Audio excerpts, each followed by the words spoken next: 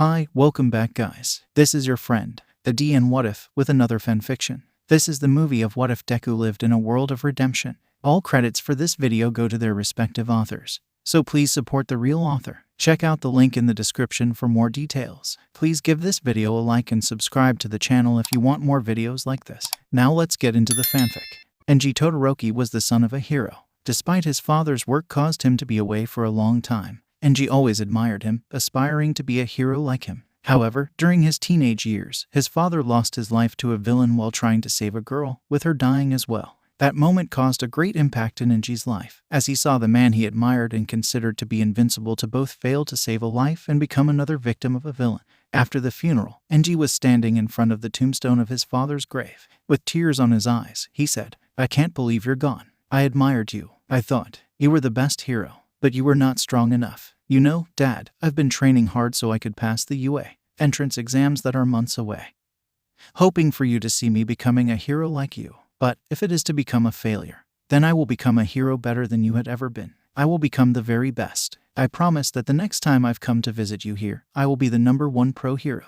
You will see it." True to his promise, Enji started to train harder than ever in order to become the best pro hero he could ever be, possibly even the best in all of Japan. All of his efforts were dedicated exactly to that. He would work both his body and his Hellflame quirk to become the very best. His hero name was a reflection of all of his efforts and struggles. Endeavor. After graduating from UA, Endeavor worked hard to climb from the bottom to the very top. All his efforts led him to become the #2 hero by the time he was 20. However, there was one final obstacle that was preventing him from getting the top 1 position. No matter what, he simply couldn't surpass All Might. The more he tried, the wider the gap between them became. Because of that, Endeavor decided to use a different approach. If he couldn't surpass All Might, then he would conceive a child that would do it. Even if it was an idea no hero would opt to do, Endeavor wouldn't just let all his efforts to be the best to go down like that. He would keep pursuing his objective without rest. But he would also make sure his dream would come true even if that meant to be done through generations. But for him to create the perfect successor that would surpass All Might, he would need to be sure they would be able to surpass their own father as well. Endeavor knew his own weaknesses very well: overheating. To combat that, he would need to give his successor a quirk that could fight that, and only one type of quirk fit the description: an ice one. It didn't take much for him to find the perfect ice quirk that belonged to the Himura family, despite the fact that quirk marriages were considered unethical by the current society. The truth is, Enji was willing to take that step in order to surpass All Might. It didn't take much for him to convince the Himura family to give Rei's hand to him, whose quirk, Frost, was the very one that he needed. Her parents expressed how much of an honor it was to be reached out by the man that was the next candidate to be the #1 hero, despite he knew they were just doing it for financial reasons. Rei knew about the true nature of her marriage with Enji, but even so she accepted it for her family's sake. Her cold and distant demeanor made Enji think that she was actually like ice herself. He wondered what her real feelings were about the all situation, but he simply couldn't tell if she agreed or not. Not that it mattered, as she didn't disagree with the arranged marriage. But as the two of them were walking through the gardens of her house, he noticed a glimpse of warmth in her as she came to stare to a field of a particular flower: purple autumn bellflowers. "Do you like the flowers?" "Yes," she replied, with a slight tender smile. "They are quite beautiful." That moment made Enji realize how really she was like ice. It was not how indifferent she seemed, but how she appeared that she could actually melt at the slightest touch, especially his that was as hot as fire. Despite the arranged marriage, Enji did come to develop true feelings for Rei, and the two of them were actually happy, at least in the first couple of years. When Enji was 22, he and Rei had their first child, Toya, who inherited a stronger version of Enji's fire quirk. Not long after, they also had a daughter, Fayumi, who inherited Rei's ice quirk. Even if his first 2 children didn't inherit the desired combined quirk Enji had envisioned, he was still content, especially because his son had the potential to continue his dream, thanks to his more powerful fire quirk. It was a silver lining he was willing to accept, if it wasn't for yet another drawback. Despite Toya had inherited his fire quirk, he inherited his mother's resistance to cold, causing him to be burned by his own fire with prolonged use. That abrupt revelation caused yet another big impact on Enji, just as his newly found silver lining came to dissipate before his eyes, causing him to return to his original plan, to conceive a child with both his quirk and Rei's. Of course, he never forced Rei to have more children, as that wish came from both. A few years later, their third child, Natsuo, was born, with him having Rei's ice quirk. Despite that, Enji didn't dismay, as he also had the chance to achieve his goal by his own means. However, something would upset the very fragile harmony in the Todoroki family. Toya, whose great admiration for his father caused him to gladly accept his obsession in surpassing All Might,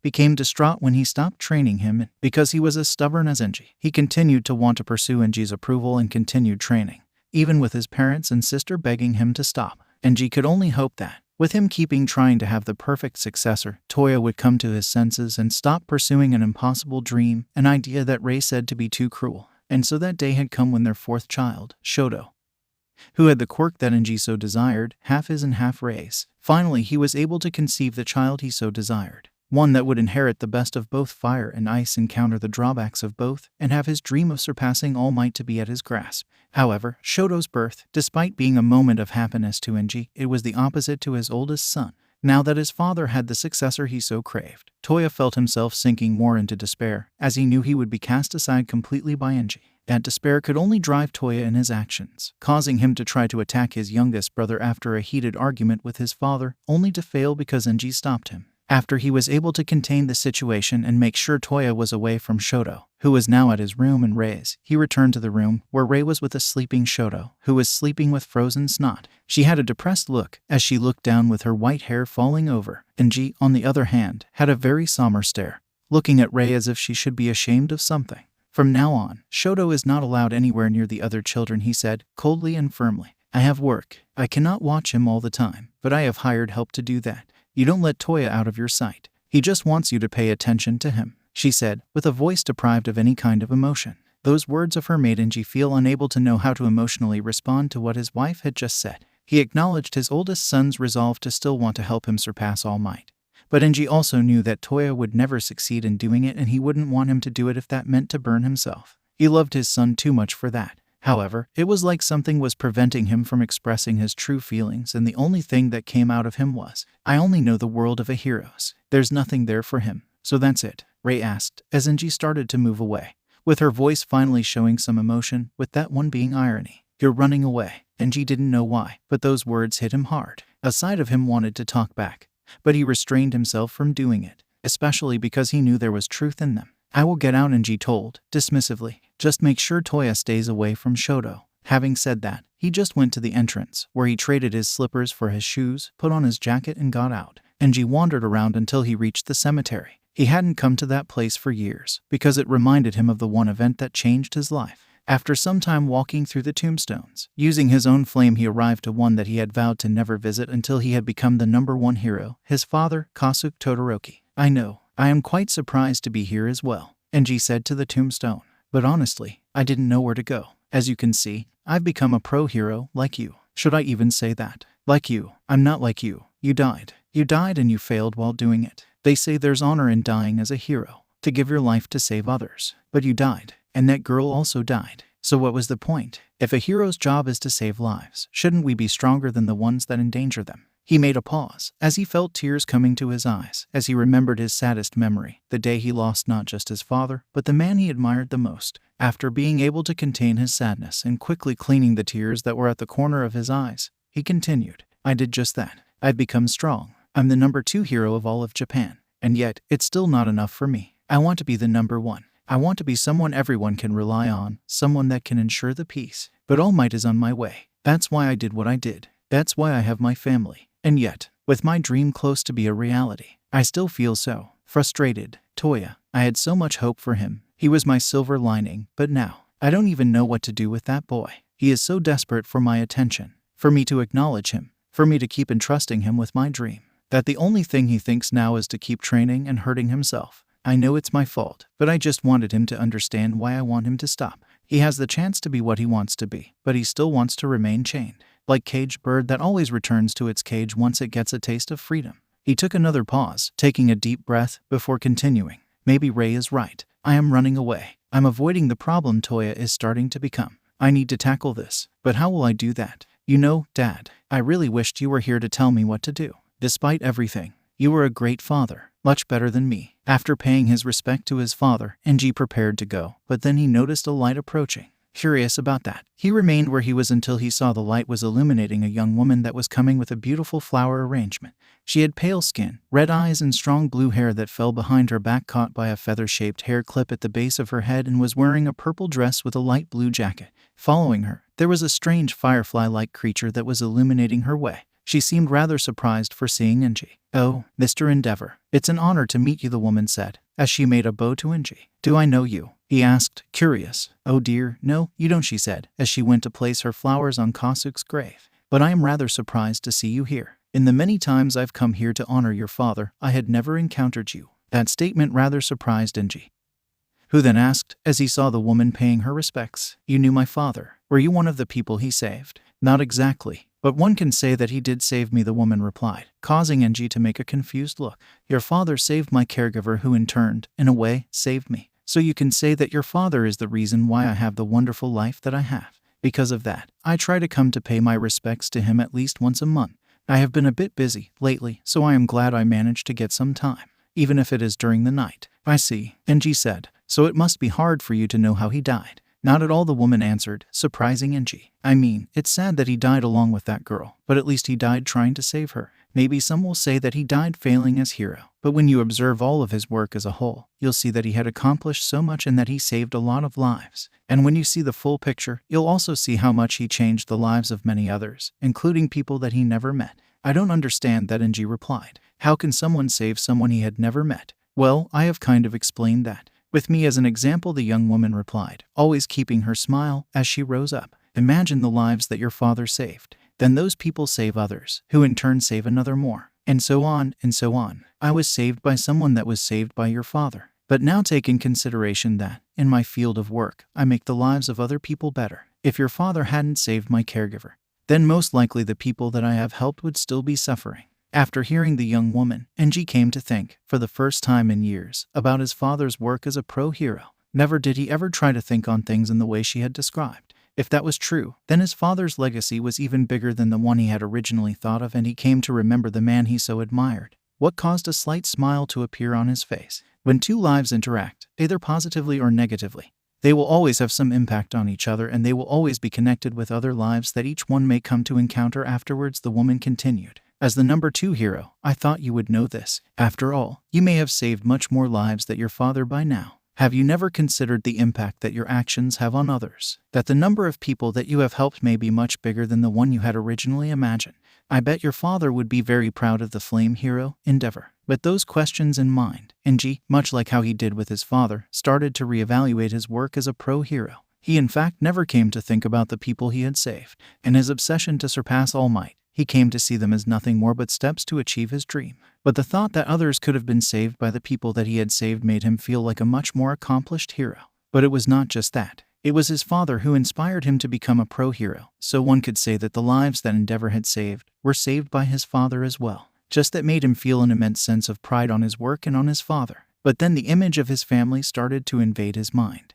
His depressed wife and his problematic son, along with his other children caught in the middle. All because of his obsession to become the number 1. Because of it, Rei was forced to marry him. Because of it, Toya was forced into an impossible dream. I don't know about that, he said, looking down. If he was alive, he would probably be ashamed of me. I have committed a lot of mistakes. The young woman made a compassionate smile and told, despite we live in a superhuman society, we're still humans, and we make mistakes. Now, the way we try to fix them is what really matters. Those last words brought a little bit of hope to Enji.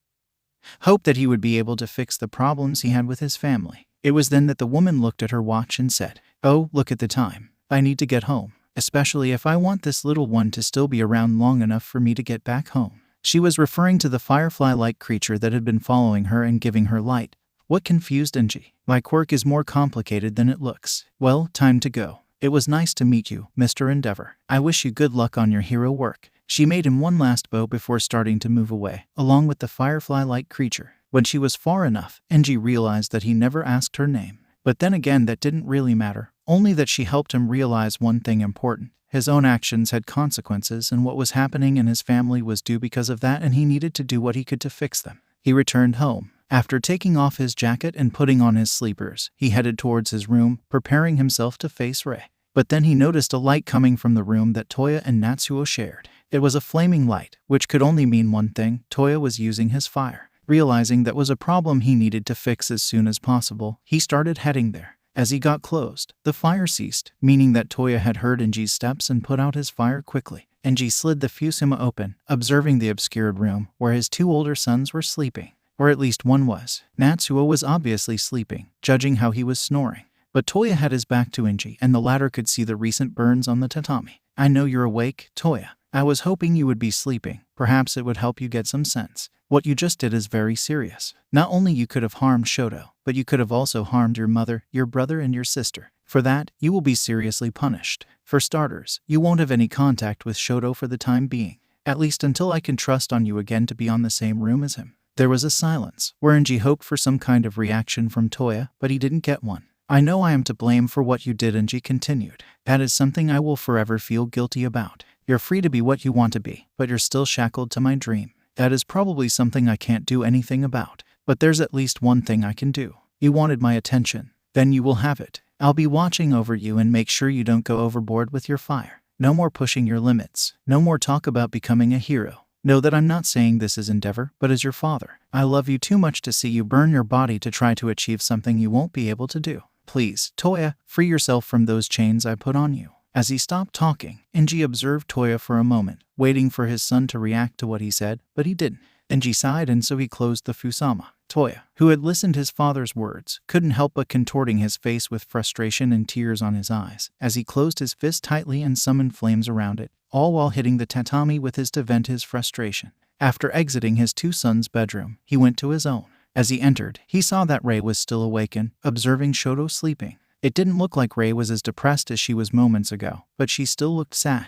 After Enji closed the fusama of their room behind him, he said, "You heard it, didn't you? What I told Toya just now?" She nodded, and then Enji said, "About what I said earlier about keeping Shoto away from the other children. Fuyumi and Natsuo can still see him. But Toya is another story. He needs to be kept away from Shoto, at least until he can sort out his frustration or we can deal it properly. But I meant what I say. I would keep close watch on him. I just hope you back me up on this." Rei nodded again. As Enji sat down and crossed his legs, he said, "Also, I need to apologize to you." Those caught Rei by surprise, who turned to her husband, their eyes meeting each other for the first time in a long time. "What did you say?" "I am sorry for the way I have been treating you since we have met," Enji told. "I know nothing can compensate how terribly I've treated you, but I want to change that as much as possible. I haven't changed my mind about training Shoto, but now I realize how my actions have consequences on the rest of you. I don't promise I will change my behavior completely, but I will try to not make you suffer." Rei was still open-mouthed by Enji's sudden change of behavior. She continued to stare at him as he stood up and went to get their futon from the closet.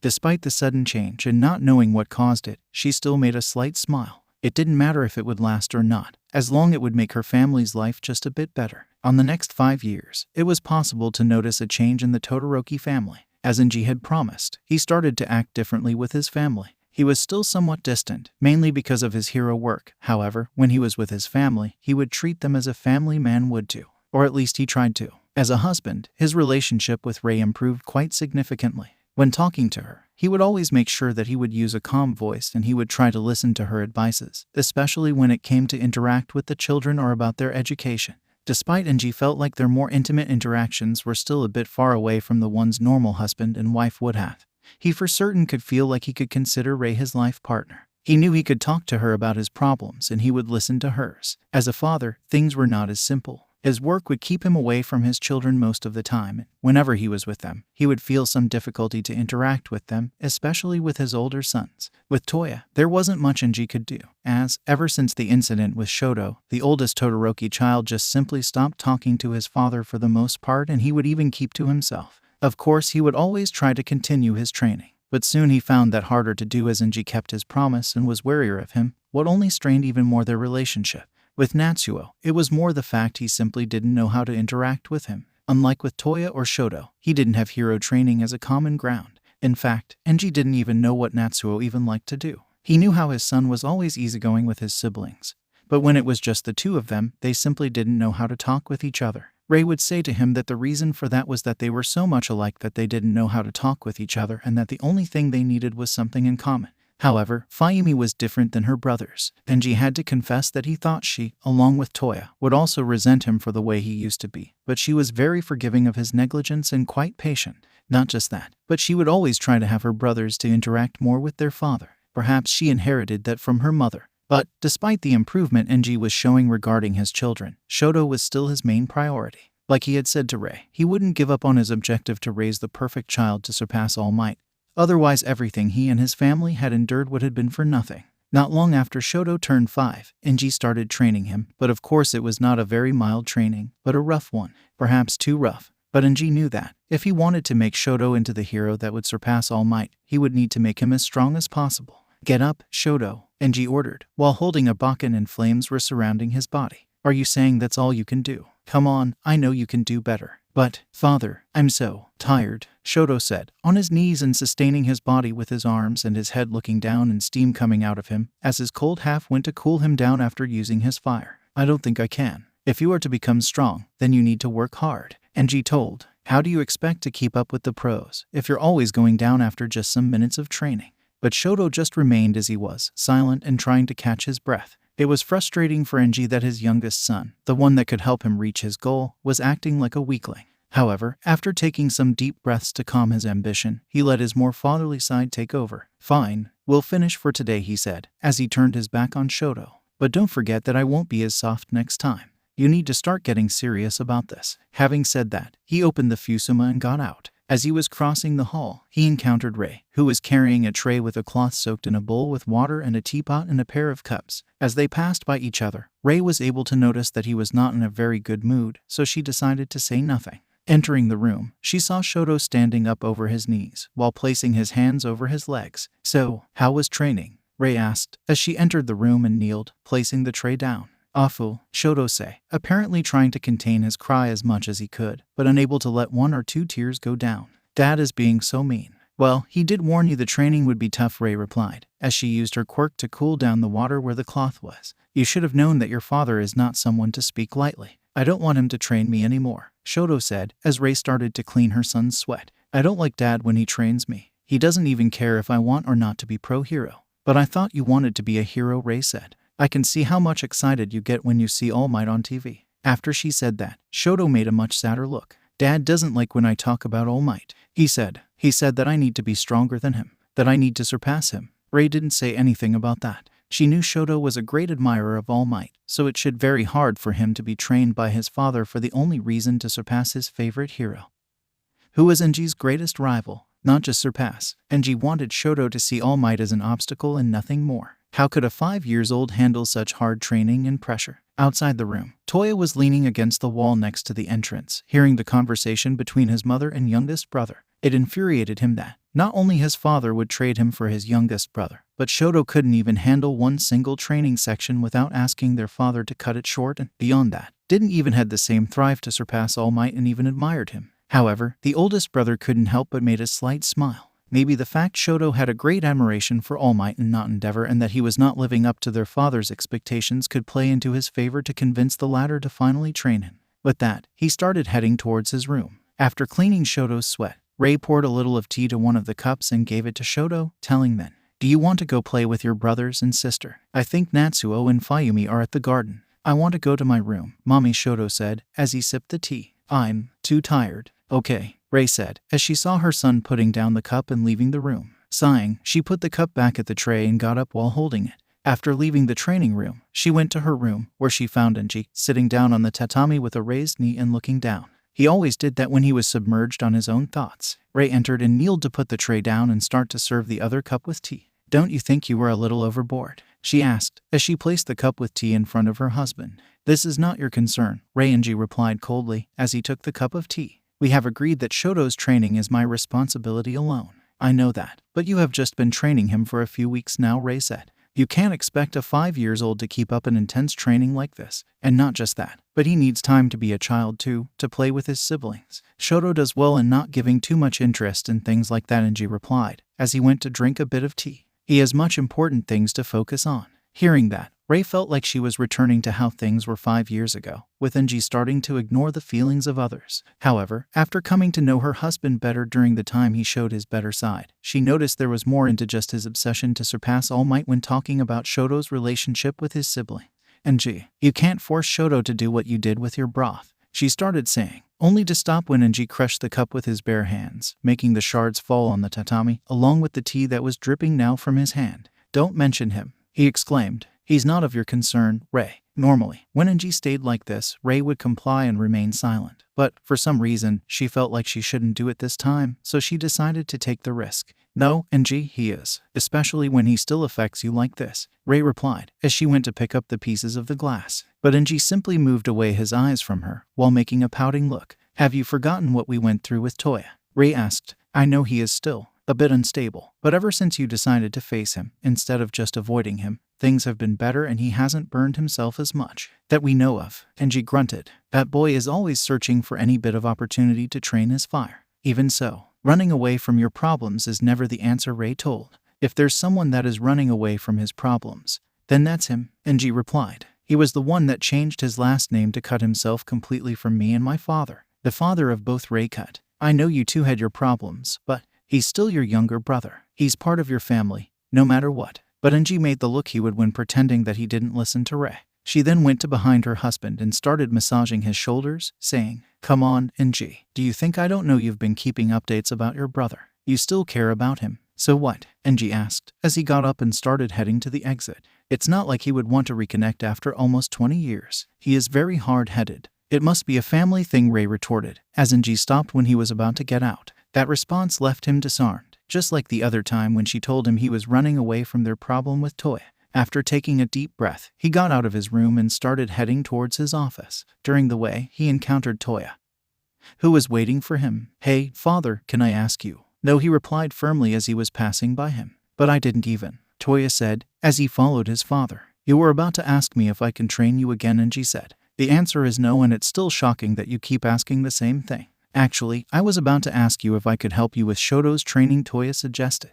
That caused Enji to stop walking and turn to his oldest son with a surprised and disconcerted look. You want to help me train your brother? Enji asked. Well, I think it would be good for Shoto to train with someone that is closer to his level so he doesn't get too much overwork, Toya replied, making his best to make his most innocent look. Despite finding Toya's idea actually good, as it would allow him to both train Shoto and keep a close eye on Toya, he couldn't help but notice the latter's hidden intention. If you think that will convince me to start training you again, Enji started. Father, I would never insult your intelligence like that, Toya replied. There was a moment where Enji looked attentively to Toya and then sighed and said, If I accept it, you will only use your fire when I tell you to and only to train Shoto's eyes. And once I tell you to stop, you stop. I swear, Toya said, while raising his right hand. Then I will think about it, Enji replied, as he prepared to turn around. I'll talk to you when I come to a decision. I can't wait for it, Toya replied, making his fake smile, as he saw his father moving away. Shoto will for certain be a great hero with the help of his older brother. When he heard his son say that last part, Enji stopped for a moment, as he looked outside and saw Fayumi and Natsuo playing.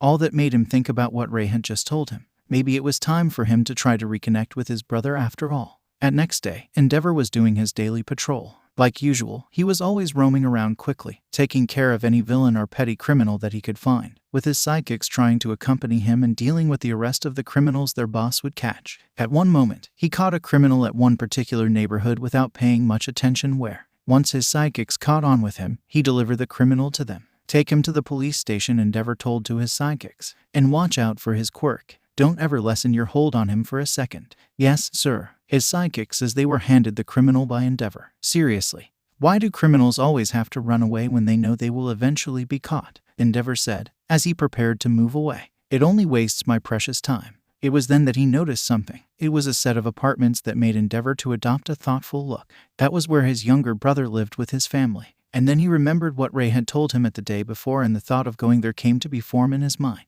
But there was also something holding him back. Perhaps it was a slight spark of fear of seeing his younger brother after years separated.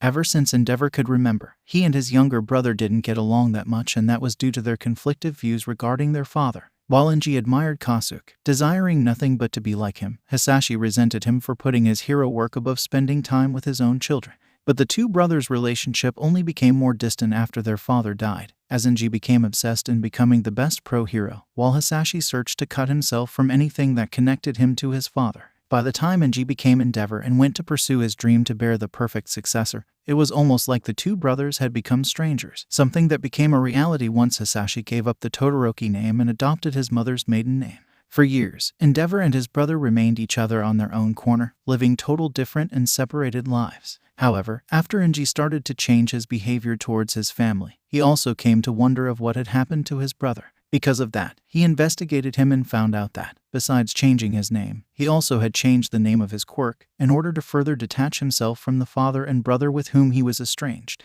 Enji couldn't believe how far Hisashi would go to dissociate himself from him. But he respected his younger brother's decision and didn't dare to interfere in his life, even after learning that he was married and had a son that was just a few months older than Shoto. Perhaps that was why he kept himself from trying to mend his relationship with him, as Enji didn't want to disrupt the life Hisashi gave too much effort to build. After considering all of his options, Endeavor concluded that maybe it was not a good idea to just appear there out of nowhere after almost 20 years. Perhaps he could do what he did with his family, start slow and steady to try to create a connection without forcing it.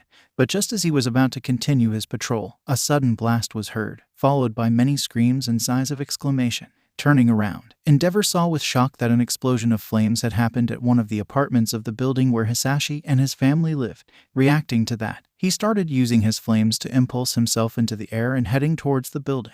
It didn't take long for Endeavor to reach it, entering in the apartment through the balcony that had been destroyed by the explosion. He found himself at the living room that was devastated by fire. "Is anyone here?" he asked. "I'm a hero. Don't worry, I will take you somewhere." But before he could finish, he saw someone in the middle of the flames. However, that figure was also engulfed in flames in many parts of the body. "Hello?" Endeavor asked as he advanced. "Are you? I am in no need of any help," Enji the figure said with a masculine voice. "Well, I guess nowadays you prefer to be called Endeavor, right?" Hearing that person said that, Endeavor approached and then, noticing that the fire was not burning him and recognizing some physical traits, the hero asked, in disbelief, "Hisashi, is that you?" The figure turned around, revealing himself to be a man that had a streaking resemblance to Enji, having the same type of eyes, but having dyed greenish-black hair with crimson roots coming out. Unlike Enji, who was tall and muscular, Hisashi had an average constitution. "Right you are, big bro," Hisashi said, while having a slight creepy smile. "I can see time has been very generous to you. Too bad I cannot say the same about me." "What happened here?" Endeavor asked, looking around. "Isn't it obvious?" Hisashi asked, sarcastically. "I lost control of my quirk. Or should I say our quirk, since they are the same. After all, what other reason would lead me to suppress it, if it was not to forget that we are brothers? Having to spend years pretending my quirk was just fire breathing. I was doing so good, managing my own bottled emotions. But then she had to bring me over the edge." "She?" Endeavor asked. "Who are you?" It was then that he noticed something that was coming from behind the couch, a burned hand and arm that were connected to an equally burned body. It was not hard for Endeavor to realize who that was. "You burned your wife?" he asked in disbelief. "She had to say the wrong thing," Hisashi said. "She couldn't stay quiet. She couldn't leave old wounds closed. But I guess now I don't have to worry about all of her whining anymore." Having said that, Hisashi started to laugh maniacally, as if he was proud of what he just said and done. Endeavor couldn't believe that the man in front of him was really his younger brother. But soon the disbelief was replaced by an immense anger for a man that had just burned his wife alive and was laughing about it. With a very fast move, Endeavor pinned Hisashi against the wall with just one arm, pressing it against his neck, while the fire that he used along with his costume became even more intense, generating a lot of heat. "Are you mad? You just killed your wife and all you can do is laugh about it and say her whining won't bother you anymore." Hisashi remained still for a moment, while looking down. But then he chuckled and said, while looking at Endeavor with a wild look, "Mad? You think I'm mad? If I'm mad, then you have yourself to blame. And I'm not just talking about how you abandoned me and Mom to pursue your little dream to become a hero like that man. No matter what I did, no matter where I would go, you were always there, reminding me of the past I hated so much and I wanted to reject. Even the family I created wouldn't let me forget it. But now, I guess I'm free from that." Every word that Hisashi was saying further increased Endeavor's anger, as he started to stop seeing the man in front of him as his little brother and more like any other villain that he had encountered. Endeavor didn't know how he wouldn't increase the potency of the flames to incinerate the scum that was in front of him. Perhaps it was because Hisashi was still his brother, or because he knew they shared the same quirk, so flames wouldn't do much and would only put in danger the remaining people living in that building. "You're not free," he said, trying to remain as calm as possible. "I will take you in. You will be arrested and pay for your crime." But Hisashi just released another chuckle, much to Endeavor's confusion, and then said, "You really think you're going to take me in? I mean, you can do that. You most certainly can. However, I doubt your precious little hero heart would be able to handle the guilt of letting innocent people die." "What do you mean with that?" Endeavor asked. "Other heroes are coming and they will contain this fire and evacuate the remaining people living here. And it's not like taking you in will prevent me from saving everyone else as well." "Perhaps. But there's one little detail I think you're forgetting," Hisashi commented. "What is that?" Endeavor questioned. At that moment, one little voice started to be heard in a nearby room, saying, "Mommy, Daddy." Hearing that, Endeavor remembered that Hisashi had a son as well. "His nephew." "That's right," Hisashi replied. "My boy, did you know that he has the same quirk as we do? And he's just 5 years old. You know how they are at that age, right? So emotional, and little control. I wonder what would happen if he does the same thing I just did, maybe in a much bigger scale. You know how quirks can get stronger through generations, right?" But Endeavor wasn't listening to Hisashi anymore. Once he came to hear his nephew calling out for his parents, with a great fear in his voice, just that made him drop Hisashi and run towards the room the voice was coming from, kicking the door open and entering the room. The room was a typical child room, with toys and figurines of superheroes. At one corner, he saw his nephew. He had a similar structure as Shoto, a round face framed by a mop of fluffy green hair with some crimson streaks, and his eyes were large and somewhat circular with a turquoise iris. The boy was cowering at the corner, with an intense fear on his face, as he hugged tightly an Endeavor doll. It would appear that the fire on that room was mostly coming from him and not just a result from Hisashi's, and more fire was starting to flick on many parts of his body, passing through the fire on the room like it was nothing. Endeavor approached the boy, kneeling and leaning over so he would be at a closer distance to him. "Hey there, I'm Endeavor, the flame hero. I came here to bring you to a safe place." He extended his hand to the boy who wanted to take it, but he simply couldn't, opting to simply hug his doll even tighter while nodding his head. "I'm scared," he exclaimed, as the flickers of flame on him started to become more intense. Endeavor had already seen many scared children before, but this was the first time he was dealing with a child that was related to him in any way. "What is your name?" "I Izuku Midoriya," he replied. "Izuku, listen to me," Endeavor said. "Fire won't hurt you. It is part of your quirk, right? Just like mine doesn't hurt me. But if fire won't hurt, smoke will. That's why I need to take you to a safe place." "Will Mommy and Daddy be there?" Izuku asked. Endeavor made a somber look when he asked that. How would he just tell that happened to his parents? But he needed to do something to get him out of there. "I know that your parents would want you to be safe," Endeavor said. "So, why don't you let me do just that?" He extended his hand to him and added, "You can trust in me. I'm Endeavor after all." Without realizing, Endeavor made a slight smile. That gave Izuku the confidence he needed to take the hero's hand. With that, Endeavor was able to secure the boy on his arms and started heading towards the exit. When reaching the living room, Endeavor made sure to block Izuku's sight so he would not see the burned body of her mother. As he expected, Hisashi was no longer there, having taken advantage of Endeavor going to save his son to escape. The flame hero jumped through the destroyed balcony and used his fire to smooth his fall. Once he landed, he noticed that, just like he had said to Hisashi, other heroes had arrived to the scene, were already trying to contain the flames and evacuating the people at the remaining apartments. Not long, an officer approached him, saying while saluting him, "Endeavor, sir, I am so glad that you're already here. We have already men isolating the scene and the other heroes are controlling the fire and finish evacuating.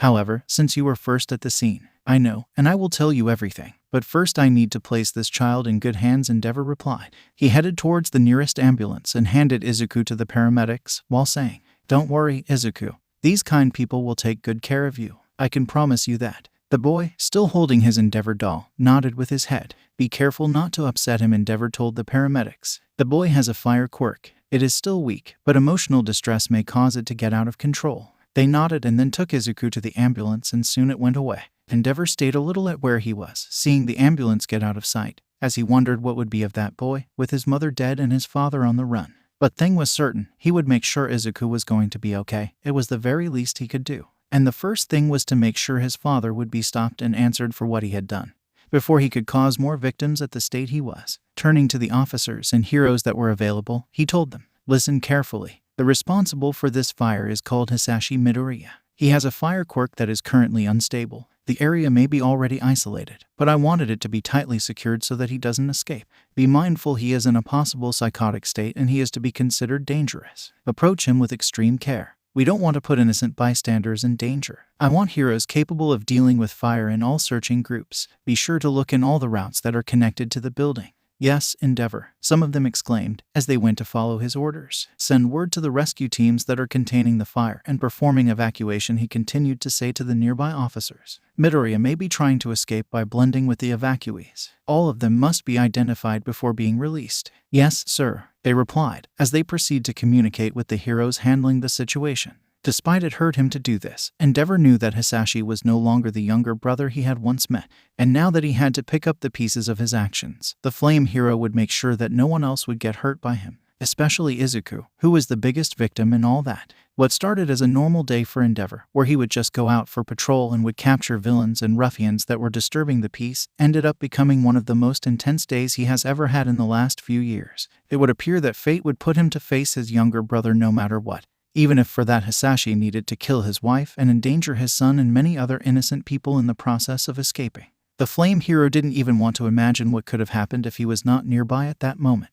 After he organized the search for Hisashi, Endeavor remained around the scene to try to find him, but he had no luck. It was almost like he had disappeared out of nowhere. Returning to his agency, he coordinated from there a much deeper search, but the lack of results ended up frustrating him. Are you saying that, with the amount of heroes and police officers searching for him, you can't find one single man with burned clothes and a current unstable quirk in behavior? He asked abruptly to the psychic that was communicating him the situation. The psychic became rather fearful of his boss' reaction, and he replied, "Unfortunately, sir, it would appear that this Midoriya is rather good in blending in." "Of course he is," Endeavor grunted. "Not just that, but there was an incident at the other side of the city that required more attention than ours," the psychic continued. Endeavor released a grunt of frustration while punching his table, making a hole on it. Taking a deep breath, he said more calmly, "Redirect our resources to more urgent situations.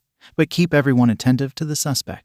We simply cannot have someone with a dangerous quirk roaming around." "Yes, sir," the psychic replied, as he got out of the office. Outside, the psychic commented with one of his colleagues, "Man, the boss is very uneasy with this Midoriya guy." "Well, it's not every day that some criminal manages to escape him," the psychic replied. "But it couldn't be helped. The boss had to give priority to the lives that needed to be saved." "Yeah, we better notify the other hero agencies about the guy," the first psychic said, as he went to do what Endeavor had ordered him. Inside the office, Endeavor sat on his chair as he tried to relax his stressed body after everything that happened. He closed his eyes for a moment, but the only thing he could see once he did that was Hisashi with his deranged look and creepy smile, while covered by fire, along with the image of his dead wife and the little Izuku cowering in fear at one corner of his bedroom. Opening his eyes, Endeavor sat still and went to take the phone as he went to call his house. After a while, Ray answered. "Hello, Ray, it's me," Angie said. "I just wanted to inform you I may get home late today. Tell Shoto we won't be training for the time being." "Yeah, I imagined that," Ray replied. "I just heard about the fire at the news. The heroes and the police are searching for—" "Yes, it's him," Endeavor confirmed. "I saw him with my own eyes." "Oh, NG," Ray said, compassive. "I'm so sorry about it." "So am I," Endeavor replied. "You should have seen him, Ray. He looked deranged, mad, almost like a villain. Probably I should consider him like one after what he did." "What about his son?" "I heard on the news he was okay," Ray commented. Hearing that, a sense of worry came to Endeavor. "What did the news said about him?" he asked. "Nothing much," Ray replied. "They only told about the fire and that it was caused by Hisashi after he lost control of his quirk. Besides that, they only said his wife had died and that his son survived. No names, no photos." He asked. "Not on the channel that I watched it." Endeavor released a sigh of relief, saying then, "That's good. The last thing Izuku needs now is becoming at the center of all the press after everything he had endured. As long he is at the hospital, he may be sheltered from all those vultures." Noticing the concern in Anji's voice for his nephew, Ray couldn't help but express a smile. She always loved to see her husband's softer side as opposed to the tougher one he normally showed. "Your worry about him, Hein," she said. "He was so scared," Ray. Anji told. "I've seen many scared children during my life as hero, but this one was different, right?" Ray asked. "It's normal. This time it was personal." "You can say that," Anji said. "For the first time, I can't stop thinking of someone that I have saved is safe and secure. But it's not just that. Izuku has just lost his mother and his father is on the run. I fear for what he will go through from now on." Just by listening the concern that Anji had for Izuku, Ray was able to notice what he deep down wanted to do for his nephew. In fact, she was hoping he would feel that way. "Anji, whatever you decide to do, I'll always support you," she said to him. Anji didn't know why, but those words were exactly what he wanted to hear at that moment. They caused him to have some tears to appear on his eyes that he quickly cleaned up, before saying while clearing his voice, "Thank you, Ray. I appreciate your words." He heard knocking and the psychic that had talked to him earlier came in and said, "Boss, there's a detective here to speak to you. I think it is about the fire from today. I'll talk to you later. I have the police here. See you later." He hanged out the phone and then said to his sidekick, "Let him get in." The sidekick made a sign outside and opened the door completely, allowing the detective he was talking about to get in. He was a man at his mid-20s, a tall structure with short black hair and black eyes. He was using a tan overcoat and matching hat with a black suit underneath, a green tie at his neck with matching slacks and dress shoes. "It's an honor to finally meet you," Endeavor the detective said, as he took off his hat and approached the hero's desk. "I have to say I never expected to be handed a case that involved the number 2 hero. My name is Naomasa Tsukachi. I'm the detective that I know," Endeavor said. "It's about the fire from today." "Exactly," Tsukachi said, as he put back his hat and went to get his pen and notepad. "I would very much to know what happened with more details. I don't know what I could tell you more than what I have already communicated," Endeavor told. "I was near the scene after capturing a runaway criminal when the fire occurred. I went there and found the suspect standing at the epicenter of the blast. He had killed his wife when he lost control of his quirk. I went to apprehend him, but his child was still in the house and he had the same quirk as him at the brink of losing control as well. I acted in order to save the child and possible numerous people. After the child was safe, I took every measure I could to make sure the suspect didn't escape." "Yes, that is all in the report I got," Tsukachi replied. "But that's not all the truth, right?" Hearing that question, Endeavor could see that Tsukachi may had made his homework before coming to his office. After all, any detective, by digging a bit deeper, would have realized the true extension of his involvement in that case. Getting up, Endeavor headed towards the windows of his office, contemplating the sun moving towards the west,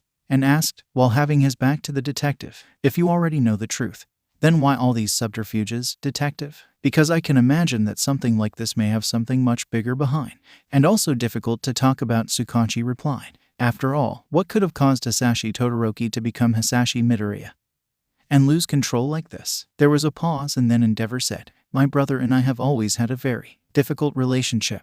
We were never particularly close. After our father's death, we went on complete different directions. I became Endeavor, while he detached himself of everything that connected us, adopting our mother's maiden name once he became a legal adult." "I see," Tsukachi said, while writing on his notepad. "And because of that detachment, he went to repress his own quirk, which I assume is the same as yours." Endeavor's silence was the confirmation of his assumption. "That explains the devastation he caused at his apartment," Tsukachi commented.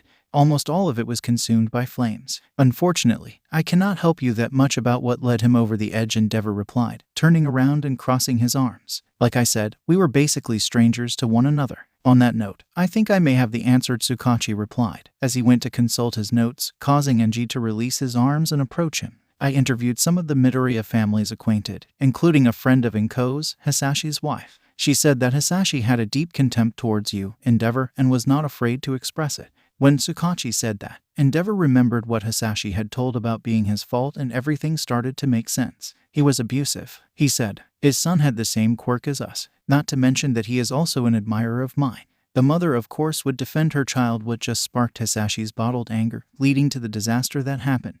It doesn't take a bright mind to realize it." "Precisely," Tsukachi said. "That's exactly what I think it happened. And that's also another reason why I came to talk you. But since you don't know your brother that well, even if I had knowledge about Hisashi to give you, I don't know what good it would do," Endeavor said. "I had my sidekicks trying to find him through the day and they got nothing at all. Not even a clue." "Well, it's not like I wasn't warned this would be easy," Tsukachi said, as he closed his notepad. "I hope you can keep me updated with any information you may got." "I'll do the same." Endeavor just nodded with his head. After that, Tsukachi headed to the exit and got out. After he was gone, Endeavor turned again to his windows to observe the city as he meditated on what he had found out from Tsukachi. If what he said was true, then he was the reason why all that happened. Of course, he couldn't be held responsible for the actions of his brother, but that wouldn't made the little bit of guilt to disappear. And it was not just that. Endeavor couldn't help but thinking how his brother, in his desire to detach himself from him, became abusive to his own family. That fact made him remember of his worst side, the one that drove him to treat his wife badly, to disregard the problem Toya was becoming, to neglect Fuyumi and Natsuo completely, to become totally obsessed in raising Shoto to surpass all might. Even if he hadn't overcome all those issues of his, seeing what his brother had done made Endeavor think what would have happened if he hadn't seen the error in his ways. His thoughts were interrupted when he sensed his phone vibrating with the notification of a message. He took it and checked it. It was from the hospital. He had asked them to update him regarding Izuku's condition. According to them, he was well and resting and he was now free to get visits. Watching the time, Endeavor saw he still had time to go to the hospital. He simply needed to see how Izuku really was. He was also wondering if he already knew about what had happened. With that in mind, he went out of his office, telling his sidekicks to warn him if there was an emergency that required his attention, and went out. When he entered at the back of his driver's car, he told him to take him to hospital where Izuku was. Endeavor arrived to the hospital and went to the pediatric floor. When he had just arrived there, he had a not so much pleasant encounter, at least for him. Look who he is. He heard that annoying voice Endeavor always had the displeasure to hear said. My good friend Endeavor. Endeavor was facing none other than his greatest rival, All Might, who was using a suit instead of his hero costume, always expressing that big dumb smile. That moment was of a great dismay to Endeavor, having in consideration the reasons why he was there. I am not your friend, so stop calling me that, Endeavor replied. I have to say it's rather surprising that you're here at the pediatric floor, All Might said. Don't tell me you have come to visit sick children. If that's so, I'm very happy to see a fellow hero like you spreading happiness to the future of our country. He gave a thumbs up to Endeavor, who kept looking at him with his cold and fierce look. As he went to advance to pass by All Might, Endeavor said, I have other things to do than entertaining kids with a buffoon like you. Well, I wasn't planning on visiting sick children, but my boy sprained an ankle during our together time, All Might replied, as Endeavor passed by him. So I thought in making some children smile while I wait for him to be all done. I bet that, if we visit them together, we will cause wider smiles. I already told you, I have other things to do, Endeavor replied. So go act like a clown on your own. As he moved away, All Might observed him, always with his smile, and said, Wow, always so cool. Endeavor met with the doctor that was responsible for Izuku. He took him to the room where he was under observation.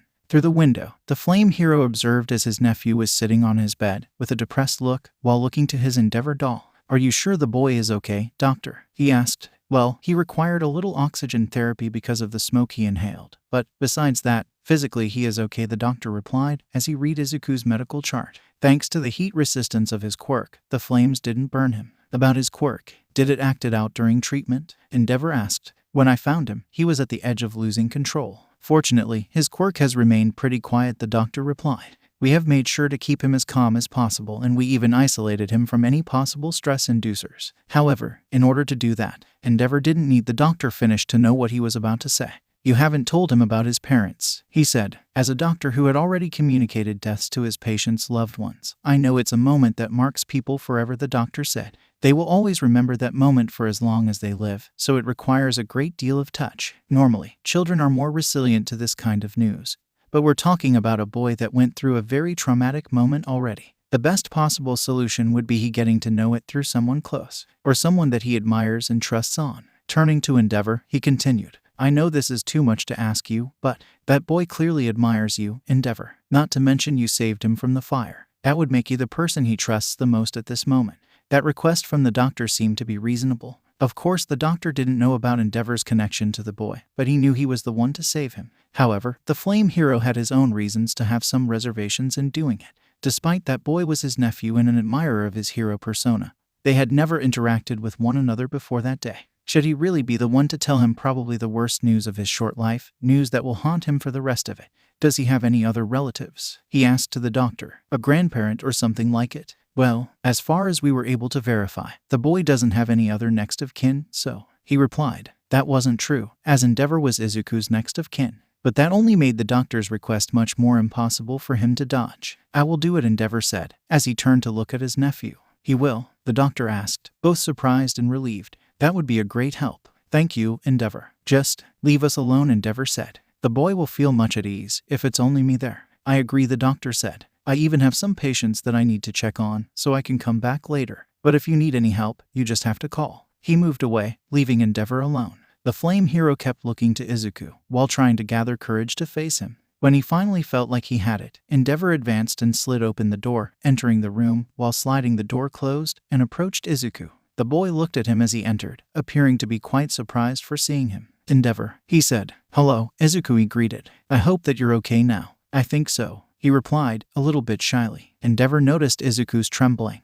He was still a little bit agitated. If he wanted to break him the news about his parents, he needed to make sure he was as calm and comfortable as possible. You don't have to be afraid now, Endeavor told. You are safe here. Izuku just nodded, as he looked down. That caused the flame hero to realize that, even though Izuku was safe, he still didn't think he was. Looking at his doll, Endeavor had an idea to make him feel at ease. Extending his hand, he summoned a small flame. What caught the boy's attention? I know that fire may look scary to you after what you've been through, but you don't have to be afraid of this one, Endeavor said. This is my fire, and it won't hurt you. Like I said to you, fire is part of your quirk and your quirk is part of you. Izuku looked hesitant, but then he extended his hand and passed it through Endeavor's fire. Like it was to be expected, he didn't get burned, and that actually made him smile, something that also made Endeavor make a slight smile. Now, can you also do something like this? Endeavor asked. When he made that question, the smile on Izuku's face vanished and he returned to his more contracted state. My dad says my quirk is bad and I shouldn't use it, Izuku replied. We have the same quirk, Endeavor said, as he put out the fire he had produced. Do you think that I am bad? No, I think you're awesome, Izuku exclaimed, with a sudden enthusiasm appearing on him. I always loved how your quirk was like mine. The kids at kindergarten think that I'm quirkless because I never show my quirk.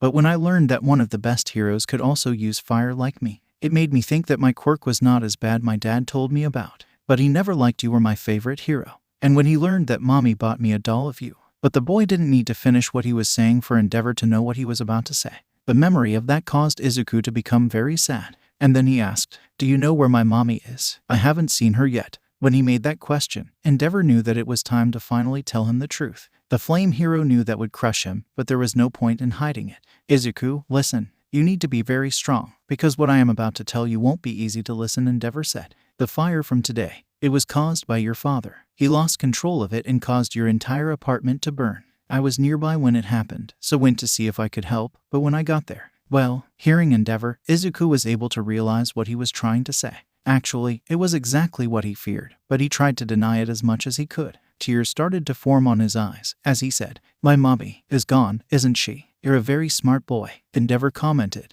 That is a good thing. You will need that. But you know what you also need? Courage, so you can face those big feelings you are facing. I don't know if I can be that. Izuku sobbed, as he let his tears come out and rubbed his knuckles on his eyes. I'm a crybaby. Everyone says that. It was then that Endeavor placed a hand on his head and replied, of course you can. Being courageous doesn't mean not to cry. It means to go through the pain and face it head on. I've learned that lesson the hard way, and if I could do it, then so can you. Despite still crying, Izuku nodded with his head and replied, I will try. That's what I want to hear, Endeavor said, getting up then. Now, I have to go. But don't worry, I will come back to check on you. You promise? Izuku asked. Of course I promise, Endeavor replied, while extending his hand. You have my word. Izuku looked at the hand and then made a smile and went to shake it. After that, Endeavor left the room and started heading towards the elevator when he encountered All Might again, but this time he was not alone. On his back, he was carrying a 10-year-old boy that had a black hair falling over his forehead and gray eyes. He had a splint on his left foot. Dad, you're embarrassing me, the boy said, in a mix of enjoyment and embarrassment. Come on, you heard what the doctor said, All Might told him.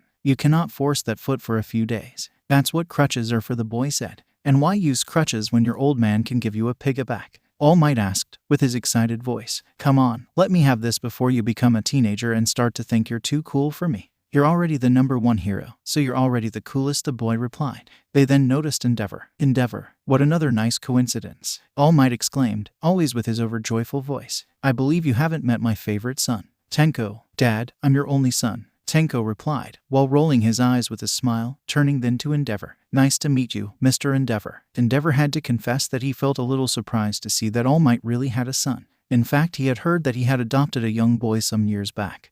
But he never gave it too much importance, perhaps because he thought that an adopted son who probably wouldn't have the same powerful quirk as All Might's wouldn't represent an obstacle to his plans in turning Shoto into the one that would surpass the symbol of peace. But he had to confess that it was rather strange to see this other side of his greatest rival. I never really thought of you as a parent, All Might Endeavor replied without dropping his usual serious tone, especially because you're a child yourself. That caused Tenko to release a chuckle and then say to his father, You were right, he is very funny. In a way, Endeavor got a little annoyed by that comment from Tenko, perhaps because he really looked like a miniature All Might but with black hair when he said that. You really are from the same mold, he commented, coldly, as he passed by them and continued his way. Endeavor didn't give more than a few steps when he heard All Might saying, I hope you have enjoyed your visit. That caused Endeavor to stop and then turn to him with a surprised look. Children really are our future, right? He ended saying that by expressing a big smile and making a thumbs up to Endeavor, making him suspect that maybe he knew what his real intentions in coming to the hospital were. But he didn't want to show him any of his words affected him in any way, so he just turned around and continued his way.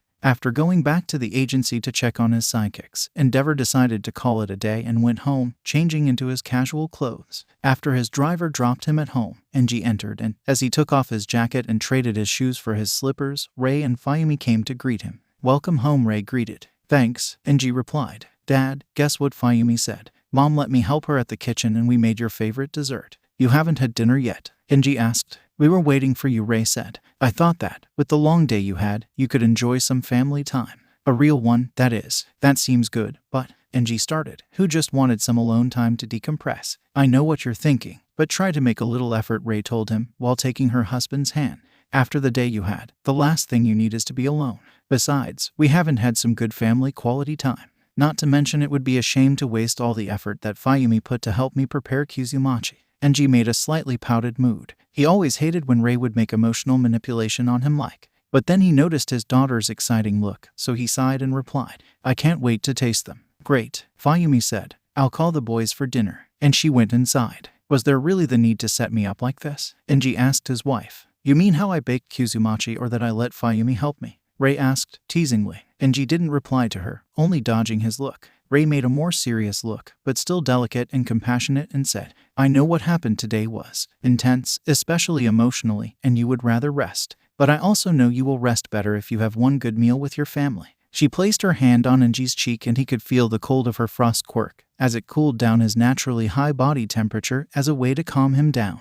"You already spend too much time away and now, when you're at home, you are always occupied training," Shoto, Rei continued. "Even if it is a hard time, you will see you will be able to do much better if you have support from all of us. Besides, if you go ahead with what I know you'll do, then we need tell our children about it." Rei was right about what she was saying. But even so, Enji was a little fearful of his children's reaction. Well, from one in particular. From Fayumi he had nothing to fear, and Natsuo would also probably not be a problem. He did have some worries about Shoto, but he had hoped he would react well. The biggest concern was Toya, a concern of his own making. If Enji told Toya that he would bring in a child that had a fire quirk, one that didn't burn him, then Toya could have one of his meltdowns, fearing that his father would do the same thing he had been doing. Keep having children with powerful quirks to achieve his dream while trying to dissuade him to give up his. Soon enough, the family was all at the table, ready to begin dinner. Enji was at the head of the table, with Rei and Fayumi on each of his sides, Natsuo besides Fayumi, Shoto besides Rei, and Toya besides Natsuo. The table was full with many amazing dishes that the Todoroki boys loved to eat. "Wow, Mom, this looks amazing," Natsuo admired, as he prepared to head on with his chopsticks. "Natsuo," Rei said, in a warning tone. Realizing that he hadn't said graces, Natsuo said, a little embarrassed, as he put down the chopsticks. "Oh yeah, sorry." After the family said graces, they started eating, with Natsuo not wasting any time into taking some sashimi. As the family ate, the children started to talk about their day, especially Fayumi and Natsuo. Shoto remained quiet as he ate, and so did Toya, while the latter looked at his father, who was with his look down, as if he wasn't paying attention. The oldest Todoroki child didn't have the best feeling about it, as his dad only got like that when he had something in mind. What was not always good. He had heard about the fire from that morning, but he had a feeling it was much more than that. It couldn't also be about what he had asked him the night before, as he knew that wasn't something that his father would give too much thought about. Perhaps he could take his chance. "Hey, Dad, have you thought about what I asked you?" he asked. That caused some awkward silence, as Enji looked up to him. Rei could sense whatever they were talking about, it wasn't something that could contribute to the objective she had set to that family dinner. Now, Toya, I think that can wait until." "I already told you." Toya, Enji replied to his son, cutting Rei. "When I come to a decision, I will tell you, so stop bugging me about it." That response didn't please Toya one bit. To ease that tension, Rei asked, "Well, what about dessert?" When the plates with desserts were placed, Natsuo was very eager to try the Kuzumoshi, but Fayumi stopped him, saying, "Natsuo, I made those for Dad." "But, sis, you know I love Kuzumoshi," Natsuo protested. "Yeah, but I want him to taste them first, since they are his favorite," Fayumi replied. That sudden quarrel between Natsuo and Fayumi caught Enji off guard. For one, he never knew that Natsuo loved that much the same sweet as he did.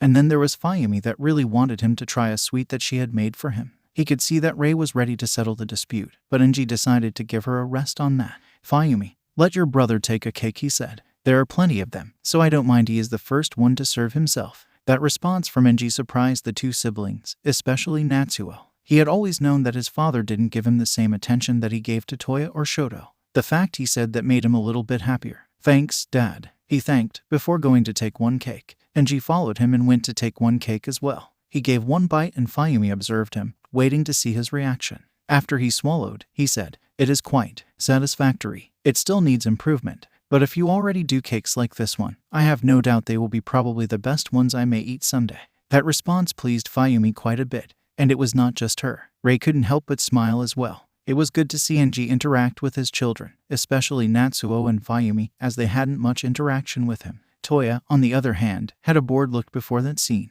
After eating the cake he went to taste, he took a look on Shoto, who had been very quiet for the entire dinner and didn't seem much into the desserts. Enji did know the reason for that, as Shoto was still upset about the toughness of his father's training. "Shoto," Enji called, making the young boy to startle a little. "Just for you to know, in the next few days, I'll be a bit busy, so I won't be able to train you." That proclamation surprised those that were at the table. "Really?" Shoto asked. "Take that time to rest," Enji told. "But I hope you don't slouch. I expect you to keep practice. I won't get easy on you when we resume training." Despite still uncomfortable with the perspective of continue his harsh training, Shoto couldn't help but feeling relief. Even the others were also relieved as well. The only one that wasn't that much happy was Toya, as he tried to hide his frustration again, as he got his chance to prove his father he should be his successor being delayed. His displeasure towards this didn't pass unnoticed to Enji. "Why the sudden change?" Toya asked. "You were so focused in training Shoto." "Toya, can't you just be glad that?" Rei started. "This question is valid," Mother Toya said. "After all, training Shoto is everything he ever wanted. And now is putting it in second plan all of the sudden? Something is happening and you're not telling us." Enji remained impassive to all of that, as he had already expected something like that from Toya. And that was even before he learned what was really happening. His oldest son had always been the sharpest of his children, always able to pick up the slightest details. "You're right, something did happen and you all have the right to know," Enji replied, as Rei placed her hand on his as a way to comfort him and motivate him. "And that something will affect this family. For the best or worse, that depends on your perspective. But I hope it's for the better. Please, don't tell us you're going to have another kid," Toya said, in dismay. "Oh, Mom, are you pregnant again?" Fayumi asked, excited. "Wow, if we keep getting more siblings, someday we won't have space in the house," Natsuo commented, as Fayumi went to smack him at the back of the head. "Ouch, hey, that hurt." "No, I am not pregnant," Rei told. "But that doesn't mean we may not have a new addition to the family." The Todoroki children became confused with what their mother said, and so Enji took a deep breath and said,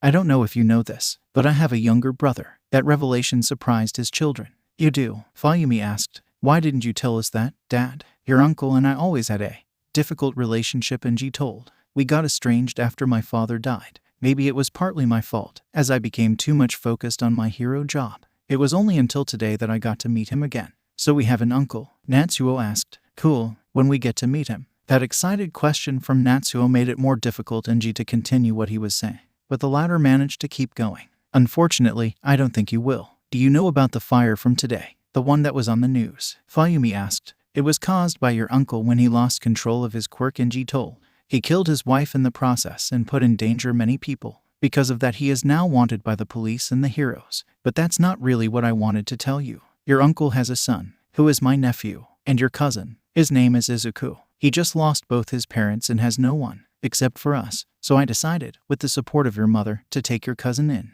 "You mean, he's going to live with us?" Natsuo asked. "That's great," Fayumi exclaimed, happily. "I mean, it's sad that we had to meet him like this, but it's good to know that he's coming to live with us." "It's still not certain," Rei told. "Your father still needs to talk with him. He doesn't know that he still has family that is willing to take him in. But, if everything goes well, he will come live with us." Turning to her youngest son, Rei said, "And you know what, Shoto? He is your age, so you will study together." "That sounds nice," Shoto replied. "So basically I am getting sort of a new little brother." Natsuo said. "Nice. It means I won't have just Shoto to mess with." "Natsuo, you won't bug him so soon after he just lost his parents," Fayumi admonished. "Come on, sis, I know that," Natsuo replied. Enji was happy that his children had taken the news well. At least almost all of them. His eyes fell on Toya, who seemed to be struggling between containing another of his outbursts or let it out. "Toya, you haven't said anything," he said. "Won't you share what you think about this?" After a moment, Toya replied, with some cynicism on his voice. "What do you want me to say? That you found another way to ensure your dream and keep me away from it?"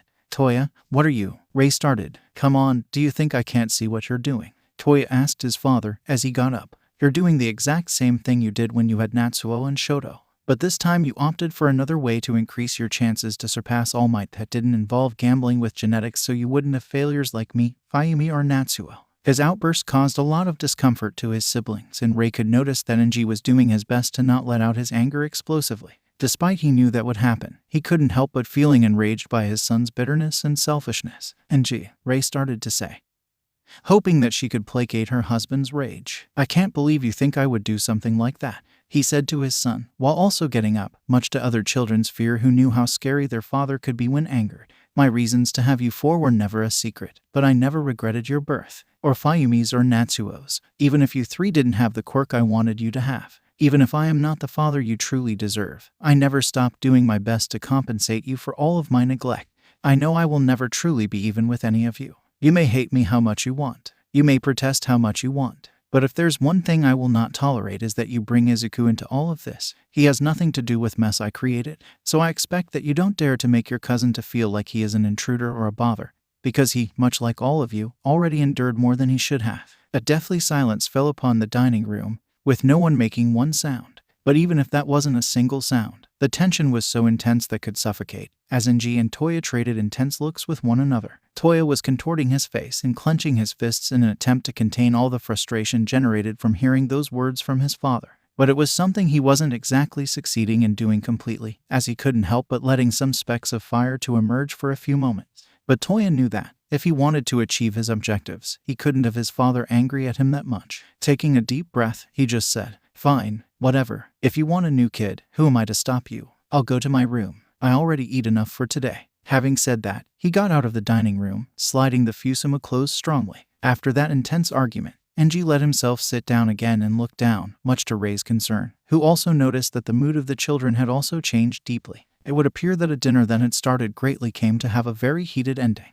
Later at night, Enji was at his and Rei's futon, wearing pajamas, pants, and a black-sleeved shirt as he was ready to go to sleep. But that was something he thought he couldn't do, as he couldn't stop thinking about his argument with Toya. The fusuma of his room was opened and Rei entered, wearing her pajamas as well. As she came to the futon, Enji asked, "Are they all sleeping?" "Yes, fortunately," Rei replied, as she sat down beside her husband. They were pretty agitated. "It looks like this change won't be as easy as I thought," Enji replied. "Don't say that," Rei replied. "Besides Toya, all our children loved the idea of us taking in Izuku." There was a pause, and then Enji asked, "Do you think there's some truth in what Toya said?" I knew he could think that, but the way he said it. Am I really just taking in Izuku because of his fire quirk? Well, was that what you had in mind when you decided that? Rei asked. "No, but," Enji started, before being stopped by Rei, who pressed her finger against his lips. "Then don't let Toya's words get to you," Rei replied. "You know how he is insecure. He sees you taking in Izuku as another way for you to make him give up on being a hero. I can't blame him for that," Enji said.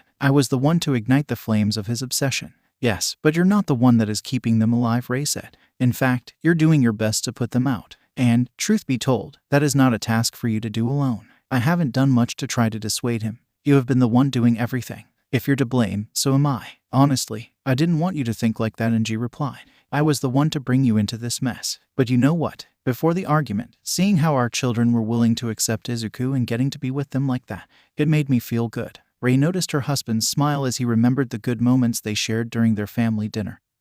And that made her smile as well. Without warning, she gave a kiss on Enji's lips, something that caught him by surprise. "Rei," he said, without knowing what to say. "You kissed me. Why shouldn't I have done it?" "It's not that. It has been a long time since you kissed me like that." "Well, I just remembered the man I got married with," Rei replied, while passing her hand by Enji's face. "A man that, despite the circumstances of our marriage, was able to make me fall in love for him." That caused Enji's smile to become more evident, and the two went to share another kiss. After they broke the kiss, Rei told him, "Now, you need to rest. Tomorrow will be a busy day." Enji nodded and the two lied down to sleep, while facing each other. At the next day, Enji remained at home, taking the day off to deal with the process to adopt Izuku. After the children had gone to school, the Todoroki family lawyer came to talk about it, with them being at one of the rooms at the ground floor. As Rei went to serve tea to her husband, herself, and the latter said, "I have to say that this story of yours is rather surprising, Mr. Todoroki. I didn't know you had a younger brother. It is something that only those who are at my inner circle or knew me back in the day know about," Enji told, in his usual cross-legged position and with his arms crossed, as Rei came to sit on her knees next to him. "After I became Endeavor, we basically cut our ties with one another, and he adopted our mother's maiden name once he became a legal adult. And now you're about to adopt his son," the lawyer said. "That seems a very noble thing to do, but I have to make sure this is what you want to do." My wife and I talked about this and we concluded it's the least we can do, Enji replied. My nephew has lost his mother and his father is wanted by both the police and the heroes. My mother has died some years ago and we have no information about any living relatives from his mother's side. Besides, I have already established an emotional connection with him and the fact he can't control his quirk properly makes me an even better choice to take him in. We also already talked with our children and they have accepted our decision, Ray said. Very well, the layer said as he went to get his briefcase. I already brought the necessary paperwork to give initiation to the process. Since you are his next of kin, you should be able to bring him home once he is released from the hospital. I already talked to the doctor and he said Izuku will be discharged by the end of the day, Enji told, as Ray noticed some movements at the entrance of the room. I am planning to go visit him after our meeting and then later bring him home. Very well, so the only thing there's left to do is to sign the papers, the layer said as he put the papers and a pen on the table. Excuse me, I just remembered I need to do something, Ray said as she started to rise up. Enji, you can start. Enji nodded as he took the papers to read them. Ray went to the entrance of the room and opened the fusuma to get out. Once she closed it, she turned and saw Shoto sitting beside the entrance. You should be at the garden playing and not here listening to grown-up conversations, Ray said as she went to kneel before her son. There was a pause and then Shoto asked, Dad is really going to adopt Izuku, is he? Yes, he is, Ray replied. We are his only family. But why this question? We already talked about it last night. It's just, Shoto asked, Dad has changed ever since he started training me. He became meaner, and then he went to bring a new kid with a quirk like his. Are you afraid your father will give more attention to Izuku? Ray asked, but judging by Shoto's body language, it was not exactly that what was happening with him. It was then that Ray realized what it was. This is about what Toya said last night, right? She asked. I know Toya is upset with Dad and that's why he said that, but I can't stop worrying if he is right or not, Shoto said. Ray raised her son's chin and then told him, Shoto, I know that it has been difficult for you ever since you start training with your father. But there's one thing you must not forget, he does love you. You know, there was a time when your father was very different than he is today. A time that only your siblings remember. But that changed when he started to see how his actions were affecting our family. He became a better man for us. I guess the reason why he is so demanding of you is because he just doesn't want that what he made us go through has been for nothing. She saw as Shoto went to think about what his mother had just told him.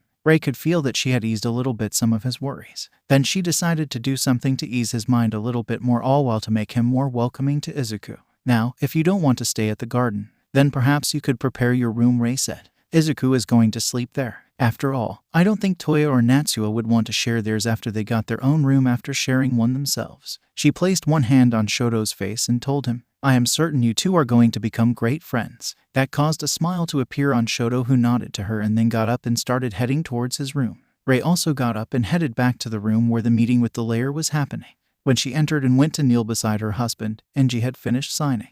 Okay, Mrs. Todoroki, I just need your signature now, the layer said, as Ray went to sign where her husband had signed. The layer said, there's one thing more. Have you decided if the boy will keep his last name or will change it to yours? I understand that his father had your family name, but legally the boy's last name is Midoriya. That is something I rather let him decide, Enji replied. I would prefer to have him have that choice, even if, for his sake, I would want him to get my last name. He shouldn't have to carry the burden of his dad's crimes. Well, if that's so, I will be waiting for your response, the layer said, as he went to collect the papers from Ray after she was done signing. He got up and made a bow to Enji as Ray went to accompany him to the exit. After Enji found himself alone, he came look outside, through the open fusuma to the garden. Now he had set the wheels in motion and there was no turning back. He would adopt Izuku. His brother's son would become his responsibility, and he would make sure that he would not commit the same mistakes he had done in the past. Later, at the beginning of the afternoon, Izuku was sitting on his bed as he saw himself at a hand mirror, noticing the crimson streaks on his hair. He got curious about them, as they were not there previously. It was then that someone knocked on his door, causing Izuku to put down the mirror. The door opened and Enji entered, greeting. Hello, Izuku. Izuku, who had never seen Endeavor without his hero suit, became quite surprised for seeing him. Endeavor, he asked. Yes, it's me, Enji replied. I know I must be a little different without my hero suit or the fire on my face, but it is still me. I told you I would come back, so I heard from your doctor that you'll be ready to get out of the hospital later today. You must be happy for that. When he said that, Izuku made a sad face. Why so sad? Enji asked. Don't you want to get out of the hospital? It's just, my mom is dead and my dad is not here, Izuku said, looking down.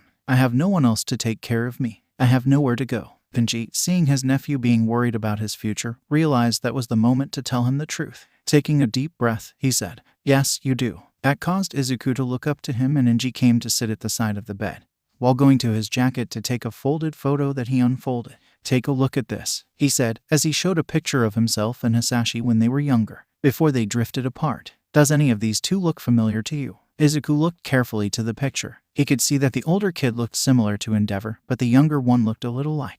"This one is me," Enji said, as he pointed to himself in the picture, before moving to the other boy. "And this one is my younger brother Hisashi." "But that's my dad's name," Izuku said. As the young boy tried to process the information and make sense of it, he looked at his favorite hero, the one he had always admired, and said, "You mean, you are," he started. Enji nodded and confirmed. "I'm your uncle." Izuku got very surprised by that revelation, and Enji said, "Before your dad's last name being Midoriya, he had the same last name as me. But let's just say we two got into a serious fight. Because of that, your dad changed his last name and we never saw each other again. Until yesterday. That explains why he doesn't like you very much, India," Izuku replied, getting then confused over what to call Enji now. "I mean, Uncle Endeavor. Sorry, I don't know what to call you now." Enji put a hand on Izuku's head and told him with a slight smile, "Call me Uncle Enji. That is my name, after all." "Uncle Enji," Izuku said, a little bit nervously. "And, since I am your uncle, that means you do have somewhere to go," Enji replied. "You can come to live with me and my family.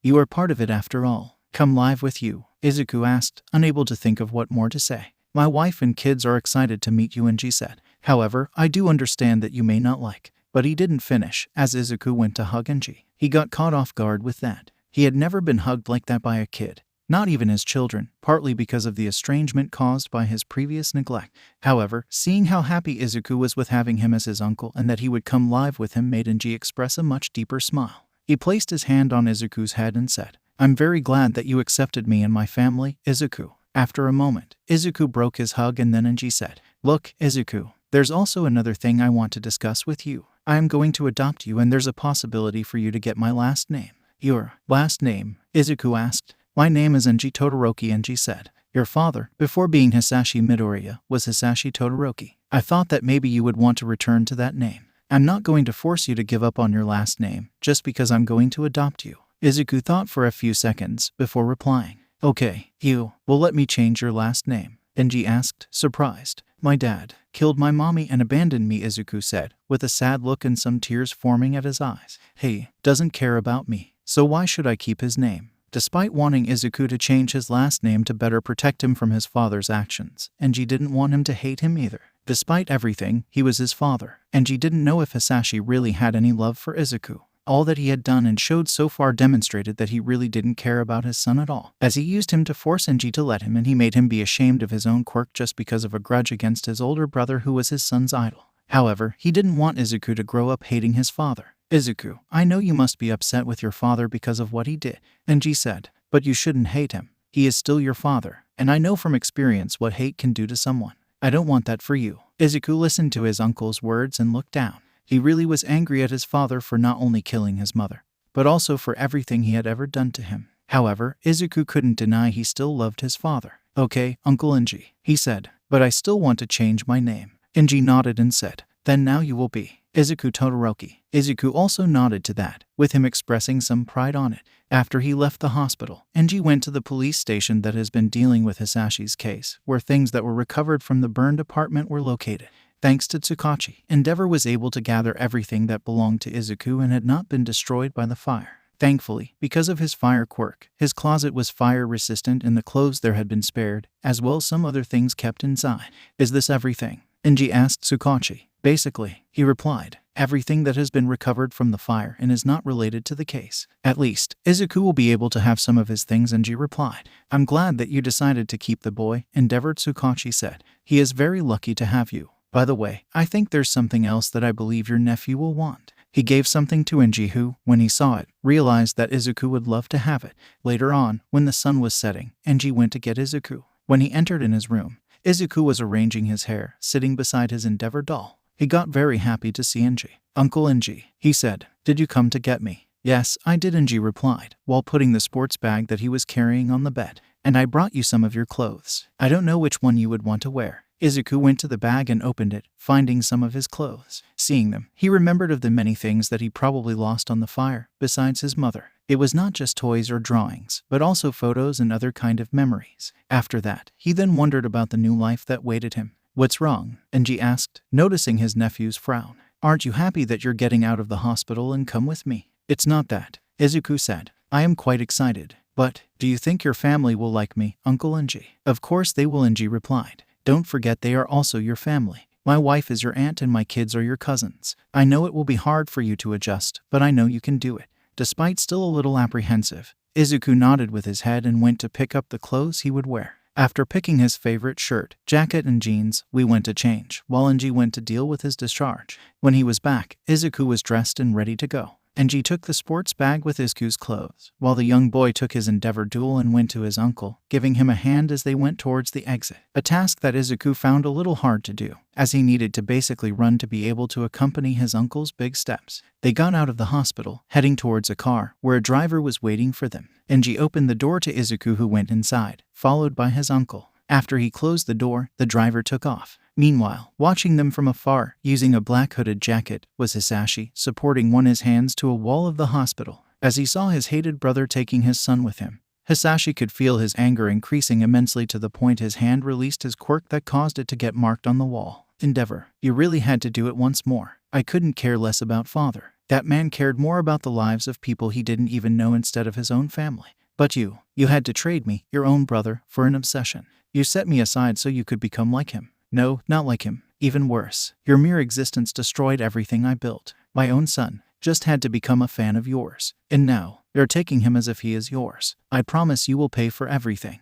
I will make you suffer in ways you can never expect." After saying that, he moved away, always keeping his face hidden from the people that were passing by him. Inside the car, Izuku was looking down to his Endeavor doll. Despite knowing he was about to go to a new home with his uncle, who was his favorite hero, he simply couldn't stop remembering what he had lost. His mother had always been the most important person in his short life, being the only one to support him and encourage him to not give up on his dreams. Even with his father forbidding him from using his quirk and mentioning Endeavor, his mother had always been the one to tell him to never hide who he really was. But now, he didn't have a picture of his mother to remember her. Enji observed his nephew by the corner of his eye, all while keeping his strict posture. He could see that he was most likely thinking about his mother, judging by the sadness in his look. Despite knowing Izuku eventually would be able to move on, he simply couldn't let him be like that when he was just starting a brand new life. "You know, Izuku, your clothes were not the only things to survive the fire," he said, always looking forward. "Some of your personal belongings were able to make it as well. Not all of them, but some. I have them in boxes in the trunk." Izuku listened to what his uncle, but the longing he was feeling for his mother didn't allow him to respond with great enthusiasm.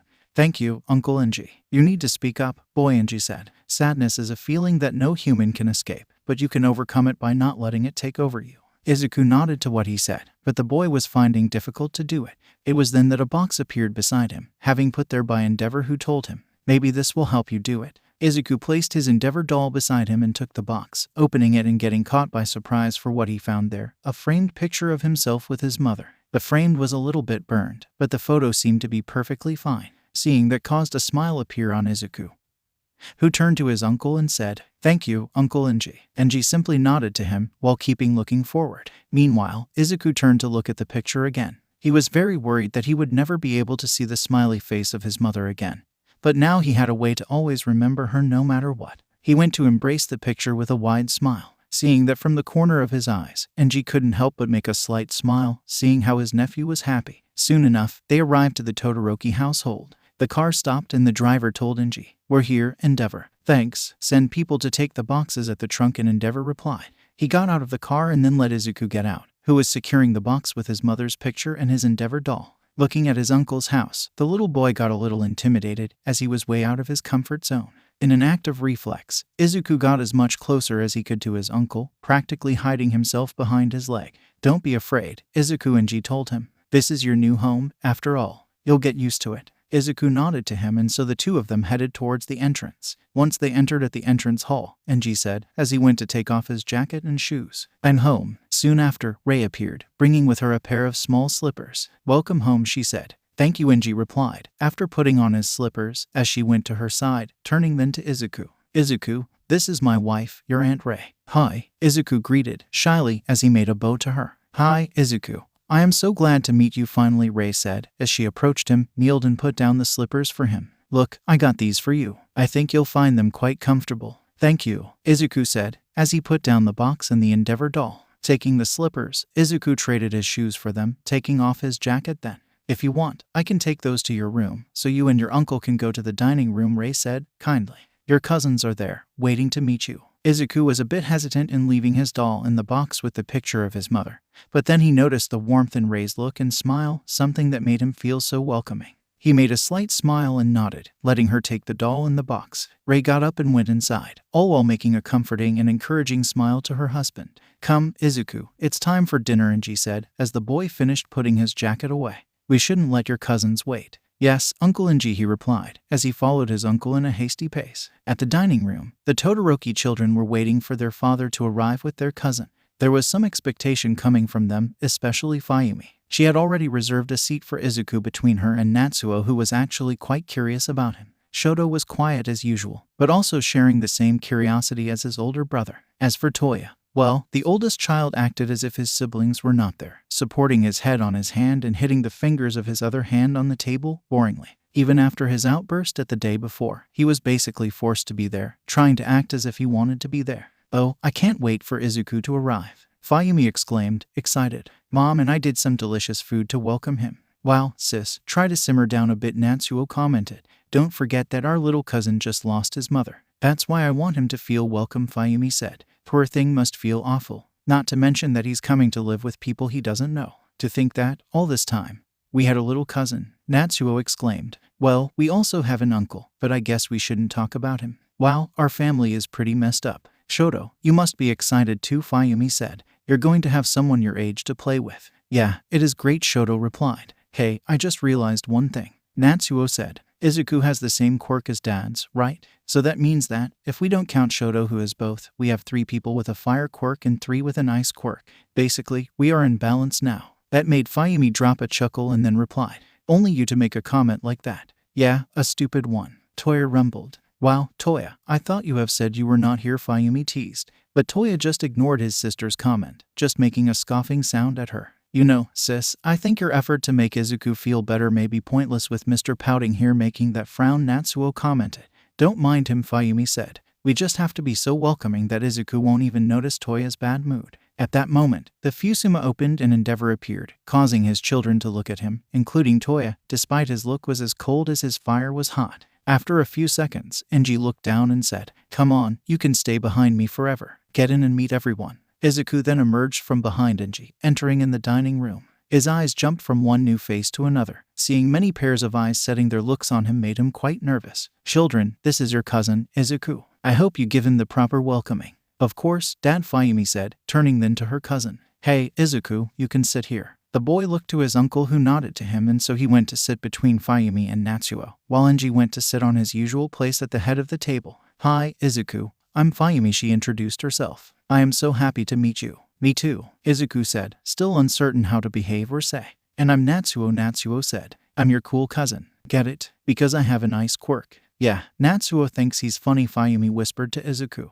But we always laugh to amuse him. Hey, I heard that, sis, Natsuo told, as Fayumi chuckled. That also caused Izuku to chuckle and then say, I thought you all had a fire quirk like your dad. Well, our dad has a fire quirk, but our mom has an ice quirk, so Fayumi and I got her quirk instead, Natsuo replied. But Shoto got both of them, Fayumi said, making a gesture to her youngest brother. Izuku turned to Shoto, and the 2 boys shared a smile and a wave. But then his look went to Toya. Hi, Izuku said to him. But Toya simply rolled his eyes and looked away, causing Izuku to become a little bothered by that, thinking that he may have done something he shouldn't, but Fayumi soon told him. Never mind, Toya. Our big brother is a bit grumpy. Izuku nodded to her, thinking that maybe he should try to talk with Toya later. Enji observed as his children interacted with Izuku and saw that, with the exception of Toya, they were getting along quite well. He was happy for that, but then, he looked towards Toya, who continued to pretend nothing special was happening. His oldest son's attitude continued to worry him. He just hoped that he would contain himself to make Izuku feel unwanted, even more than he was already doing. Rei's arrival with the food broke that tension. The food she was bringing was really delicious and only caused Izuku to express an even bigger smile. Later on, it was time for bed. Izuku would sleep on the same room as Shoto, and when they got there, Izuku found his Endeavor doll and box with his mother's picture right next to a futon. The two boys prepared to sleep, and as they laid down, Izuku turned to the picture of himself and his mother, making a smile, but then becoming sad all of a sudden. It must be hard not to have her. Shoto's voice was heard. Izuku turned to him and replied sadly, "Yeah, it is. How was she?" Shoto asked. "Very kind and nice." Izuku remembered. "We were always playing, and she would always make me yummy food." Tears started to appear on his eyes that he quickly cleaned. Shoto made a sympathetic look to his cousin. "I'm sorry," he said. "I shouldn't have talked about her." No, Izuku hasted to reply. "It feels good to talk about my mom, despite I end up missing her." There was a pause, and then Izuku asked, "Hey, I bet you like heroes, right? After all, your dad is one." "Well, my dad is training me to become one," Shoto replied. "He wants me to surpass All Might." "Wow, that sounds amazing," Izuku exclaimed as he went to get his Endeavor doll. "I always admired Uncle Inji because he made me feel comfortable with my quirk. Being trained by him would be a dream come true." "It's not as amazing as it sounds," Shoto replied, as he remembered the rough training sections with his dad. Another pause, and Izuku asked, "What's your favorite hero?" "Well, don't tell my dad this, but I always admired All Might," Shoto told. "All Might," Izuku repeated. "But doesn't your dad want you to surpass him?" That question caused Shoto to become a little embarrassed. Izuku realized how bad he made his cousin become, and then he decided to say, "All Might is really cool as well. After Endeavor, he is my favorite for sure. He is always smiling, no matter what, and that is so awesome." With that, Izuku managed to make Shoto regain his smile again. That was for sure the beginning of a great friendship between the two boys. A few days have passed ever since Izuku came to live with Enji and his family. In order to help his nephew with the change, Enji stopped his extra hours at his work, but he saw there wasn't much about it. Izuku was just a very happy child that could get along with anyone. Of course, Enji got a little bit worried when it was the day of his mother's funeral, but despite his understandable sadness, the boy appeared to be moving on, even with his uncle telling him he could let out his big feelings. Not just that, but Enji worked to speed up the adoption process, all while making contention regarding Izuku's connection to Hisashi Midoriya. Meanwhile, Enji also observed Izuku regarding his quirk. Ever since the fire, he had never seen him even trying to summon any possible flame. Even when talking to Rei or his children about it, they said he had been containing his fire. That left Enji a little bit worried. He had knowledge how Hisashi would make Izuku feel ashamed of his quirk and forced him to contain it as much as possible. Something like that to a small child was far from healthy. This was a concern that he didn't hesitate to share with Rei. "It's just, I don't want the same thing happening to Izuku," Enji said, as he and his wife were on their futon. "My brother already lost it, and don't you think you're overreacting?" Rei asked, as she went to massage her husband's shoulders to help him relax. "I know he is having trouble controlling his quirk, but it's not about control," Enji replied. "Izuku is simply repressing his fire. I can feel he wants to use it, but he simply doesn't." "But Hisashi spent years without using his fire," Rei commented. "That's because he had some control over his quirk to do that," Enji told.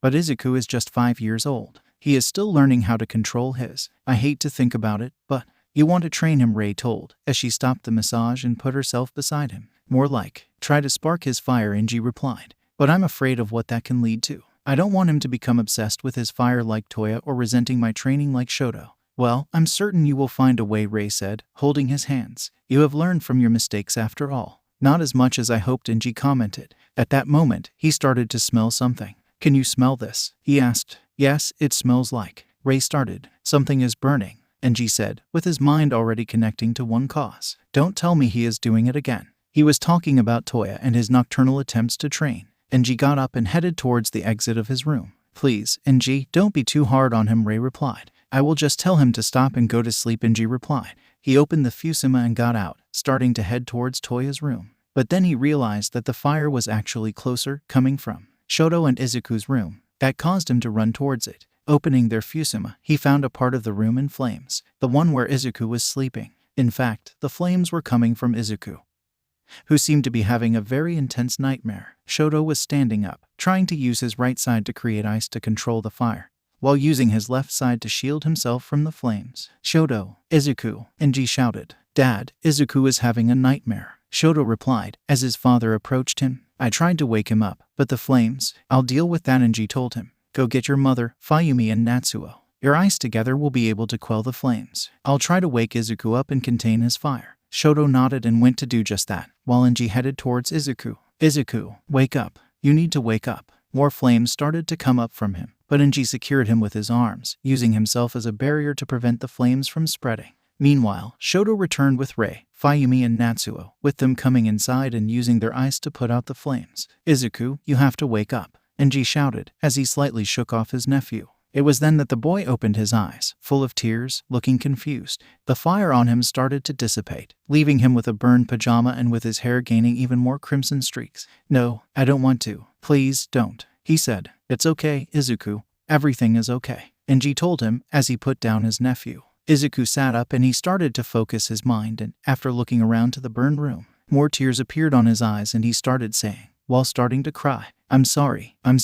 "You don't have to apologize," Sweetie Rei said, as she kneeled before him. "You were just having a big nightmare, and it's not like we are not used to it." "Yeah, don't forget we have fire users living here," Fuyumi said, while making her ensuring smile. "Rei, take Izuku and the others to drink a cup of tea," Enji said to his wife. "Clearly we need to calm some nerves before going back to sleep." She nodded to him, but before Izuku could get up, Enji placed his hand on his nephew's head and told him, "Don't worry, you did nothing wrong." Izuku, still upset about what happened, nodded with his head and then followed his aunt and cousins out of the room. Enji went to the entrance to watch them going to the kitchen and then saw Toya at some distance, observing the all scene.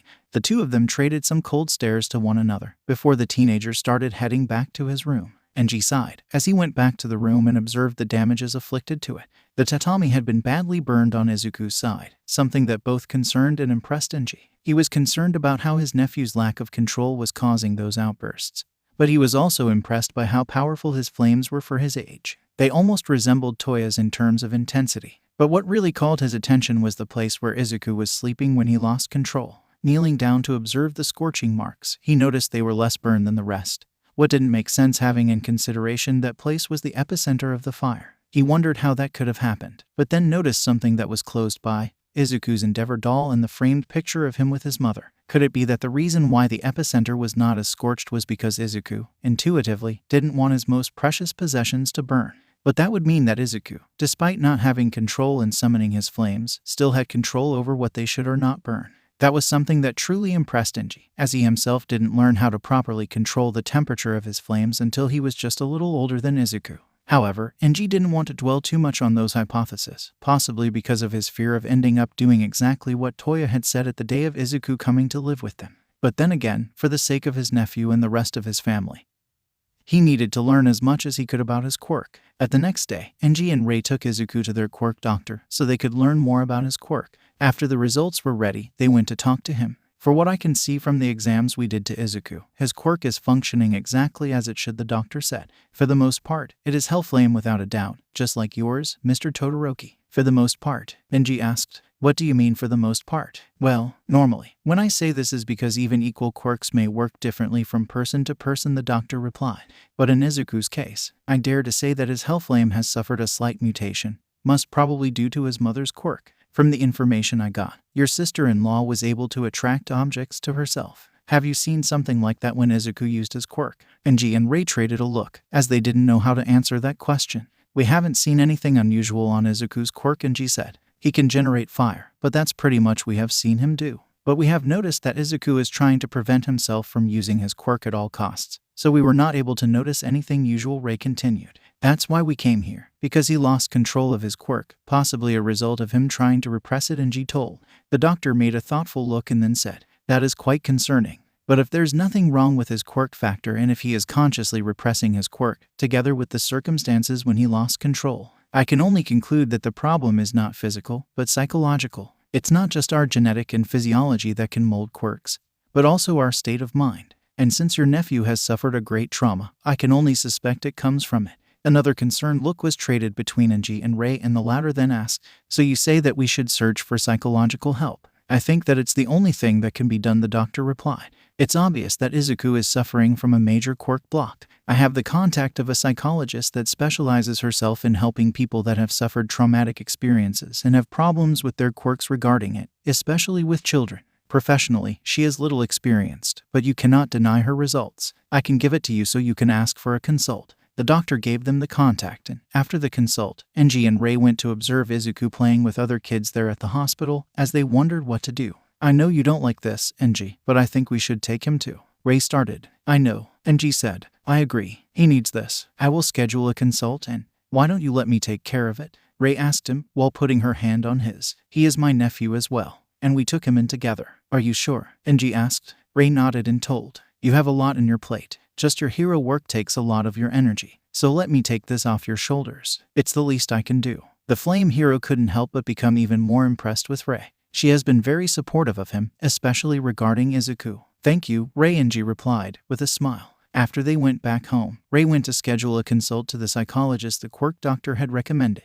At the day of the consult, they were waiting at the waiting room, with them sitting on chairs. While Rei was reading a magazine that was there, Izuku was fidgeting while looking around nervously. His aunt noticed that and asked, "Is something wrong, Izuku?" But the boy just shook his head. Compassionately, Rei placed her hand on his hand and told him, "You don't need to hide what you're feeling from me. I won't get mad. It's just," he started. "You and Uncle Enji took me in and I'm already giving you a lot of work. Don't feel guilty about it," Rei told him. "You're not to blame for your troubles. And if we're giving a lot of effort to help you, it's because we care deeply for you. Don't forget you're part of our family. You're already like a son to us." Those words really touched Izuku, who expressed a smile and went to hug his aunt, who returned the hug. It was then that the receptionist told Rei, "Mrs. Todoroki, the doctor will see you next. Come now, sweetie," Rei said to Izuku as they got up. They headed towards the doctor's room. Knocking the door and hearing a come in, they entered and they found her, a woman with a pale skin, red eyes and strong blue hair with a feather-shaped hair clip catching her hair at the base of her head. "You must be Mrs. Todoroki," she said, as she got up and went to greet the new arrivals to her office. "And this lovely boy must be Izuku. Allow me to introduce myself. I'm Dr. Tamashi Takoyami. It's also good to meet you, Dr. Takoyami," Rei said, as she made a slight bow to her. "Our Quirk doctor has told us great things about you." "Oh, I just do what I can to help people," Tamashi said. "Please, sit." They went to sit, with Tamashi sitting behind her desk and Rei and Izuku sitting on the chairs in front of the desk. "So, what brought you here?" Tamashi asked. "Well, Izuku has been having troubles with his quirk," Rei told. "He can't or won't activate it at will, and when he does activate it is only under great emotional pressure and loses control over it. Our doctor said there's nothing wrong with his quirk and that the problem may be psychological. He told us that you have had great success in cases like this one." "Yes, I did have some good results," Tamashi replied. "Not all of them were that good. Psychology is not an exact science, but I did help people to get over some emotional strains. However, in order for me to help Izuku, I will need to know what is causing this quirk block. My husband and I have been wondering about that, and we think it may have something to do with the trauma Izuku endured," Rei told, as Tamashi turned her attention to the young boy. "Our nephew went through a great ordeal, and we fear that may have caused him to fear his own quirk." "I see," Tamashi said. "Indeed, a big trauma may be the cause." There was a pause as Tamashi observed Izuku for a moment, noticing how he was looking away and feeling uncomfortable. She could sense how he was trying to hide something. However, Tamashi knew exactly how to make him open up. "But I think we can discover what is upsetting your nephew, Mrs. Todoroki, and help him overcome this quirk block," Tamashi said. "Could you give me just a few moments with him? That way, I could try to observe the true extent of the cause." Rei traded a look with her nephew and gave him an encouraging look, before saying to him, "I'll be outside if you need me, okay, sweetie?" Izuku nodded to her and then Rei got up and exited the room. After that, there was a pause where Tamashi observed Izuku for a few moments before saying, "So, how are you, Izuku?" But Izuku was a little shy around Tamashi and just shrugged his shoulders. But she just kept her tender smile. She could feel his nervousness, especially after Rei left. It was obvious he felt much more comfortable with her. But Tamashi knew the perfect way to make him feel more at ease. "You don't need to feel so nervous around me. I just want to be friends with you and help you overcome this quirk block you're having. Tell you what, I will tell you something about me. That way, you can tell me something about you." "What about it?" Izuku thought for a moment, but then he nodded with his head. "Okay, how about this? A part of my quirk allows me to feel other people's emotions. That means I can feel what you're feeling." That revelation caused Izuku's nervousness to start to dissipate and be replaced by surprise and then fascination. "Really?" he asked, as Tamashi nodded. "That's so cool." "I know," Tamashi replied. "That's actually the secret why I am so good in my job. By knowing what other people need, I can find the best way to help them. That also means I can really help you with your problem." Hearing that caused Izuku to be invaded by a feeling of discomfort again. But Tamashi could feel that discomfort was towards his problem and not towards her. "I won't lie. For me to help you, you will need to relive all those nasty feelings. But I want you to know I will help you through them. Actually, that's the reason why I asked your aunt to wait outside. I could feel that she was a shield to you, that you feel yourself protected with her beside you. But her presence was also preventing you from opening up to me." Tamashi made a pause to let Izuku assimilate what she had just said. After she felt his emotions simmer down, she continued, "You don't need to use words if you don't want to. I can feel what you are feeling and understand it.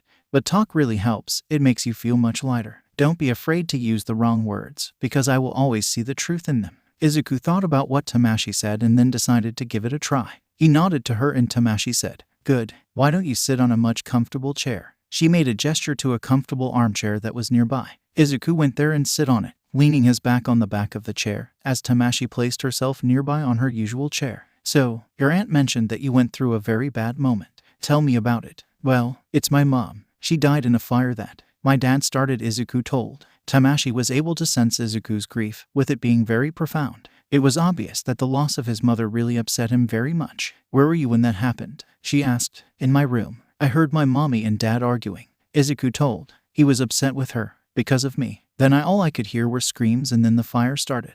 The grief Izuku was feeling was soon replaced by a paralyzing terror. It was almost like Tamashii was able to feel herself in Izuku's place in his room, surrounded by flames. "I lost control of my fire. It engulfed my room in an instant. I felt so trapped and alone." The terror started to become suffocating, and Tamashii noted a small trail of smoke coming from one of Izuku's locks of hair. It was a clear sign his quirk was trying to get out of him. She needed to make him feel more relaxed. "How did you get out?" she asked. "Tell me, how did you escape the room on fire?" As soon as she asked that, she could feel Izuku's fear to calm down as a sense of safety started to appear. The boy answered, "My uncle Inji. He saved me. He's the flame hero, Endeavor. Did you know that?" "Now I know," Tamashii replied, as she felt the admiration in Izuku's words when he talked about his uncle. "You like Endeavor, don't you?" "He's my favorite hero," Izuku replied. "He always was. My uncle has the same quirk as me and he made me always feel proud of my fire." Tamashii smiled, as she felt Izuku's respect for his uncle. She knew that could be the key to solve his block, but it still didn't explain it.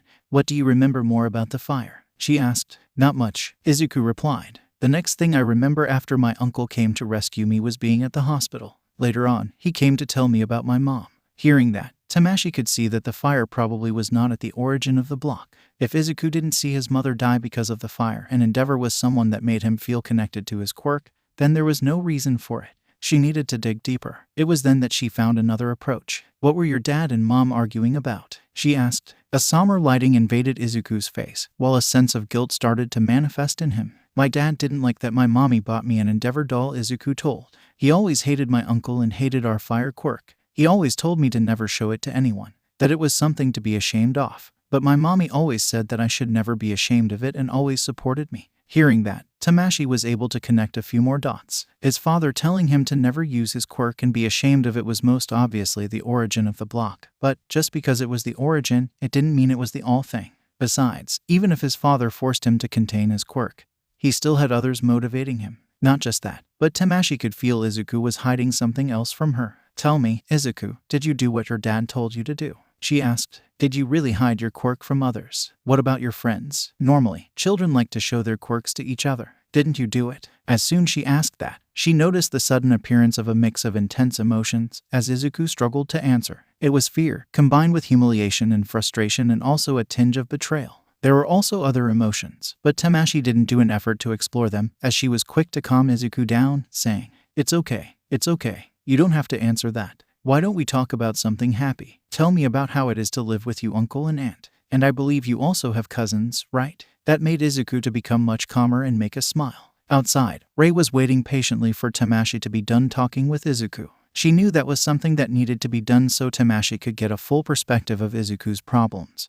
But even so, Rei couldn't help but feel nervous about it. It was then that she saw the door to the office open and Tamashii appeared with Izuku, telling him, "You can go play while I talk with your aunt for a moment." Izuku nodded as he went to give a hug to Rei before going to play with the children that were there. Rei then went with Tamashii inside the latter's office. After they sat down, Tamashii said, "I was able to talk with Izuku and I managed to study more the cause of this block of his. Were you able to figure what is causing it?" Rei asked. "I believe so," Tamashii replied. "This trauma you talked earlier was about Izuku's mother's death, right?" "Well, I don't think it has something to do with it. Izuku was not present at the moment the fire that killed his mother started.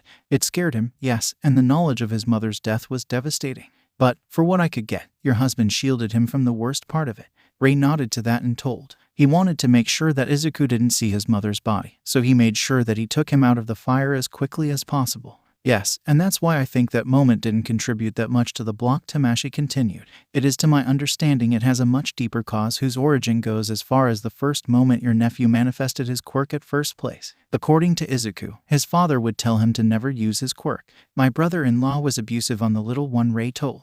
That's what my husband told me, that he would make Izuku feel ashamed. Tamashi asked. Yeah, Izuku told me about it. But his father's abuse alone was not enough. Even with him telling Izuku to not use his quirk, the incentive of his mother and his admiration for Endeavor made him to love it. However, even if he loves his quirk, he was still afraid of his father and he would do exactly what he told him to do. And that is what caused the block. What do you mean? Rei asked. If Izuku didn't use the quirk, he would appear quirkless to those who didn't know him, Tamashi said. Now try to imagine what that could have caused to his social life. Dr. Takoyami, are you saying that Izuku was bullied by other children? Rei asked. I can only say what I sensed, she replied. I felt a lot of negative emotions from him when I brought the subject of his friends. I didn't pressure him to talk about it. But the innocence of a child is a double-edged sword. It gives them the ability to be kind and honest, but also gives them the ability to be very cruel. Most likely the mistreatment and rejection he endured by his peers snowballed and ended manifesting in this block.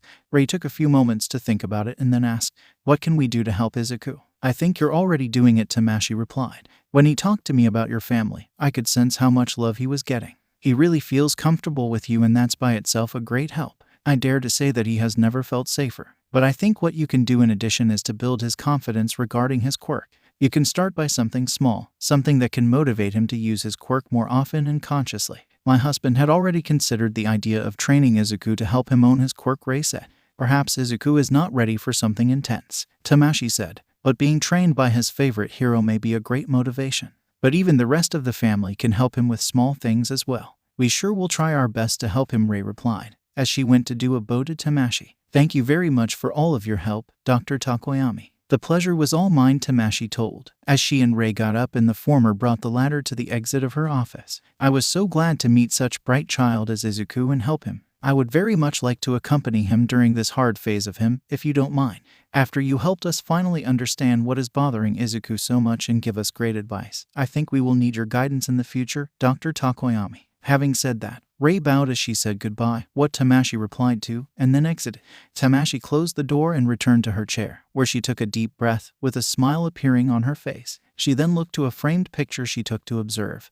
With it being a picture of her family, it was her, sitting on an armchair with her son, Fumikage, along with Dark Shadow, on her lap, both with great smiles, and her husband, Quirk, standing on his feet beside her. Quirk was an average-sized man with a strong build that, much like their son, had a crow-like head but with sky-blue eyes. It would appear that I still have another chance to keep repaying my debt, she said. It's thanks to Kasuke Todoroki that I have my family. It's only fitting that I help his in any way possible. The day was advancing towards the end of the afternoon, with the sun descending. Endeavor had just swiftly managed to capture a villain and pin him against a wall. You're not going anywhere, the flame hero shouted. Let me go, the villain demanded, as he tried to free himself, but without success as Endeavor was too much stronger than him. The only moment that will make me release you is when you are to be completely restrained and delivered to the police, Endeavor replied. At that moment, his phone started ringing. Normally, a hero wouldn't normally take a call while doing his job, but Endeavor had learned how to multitask.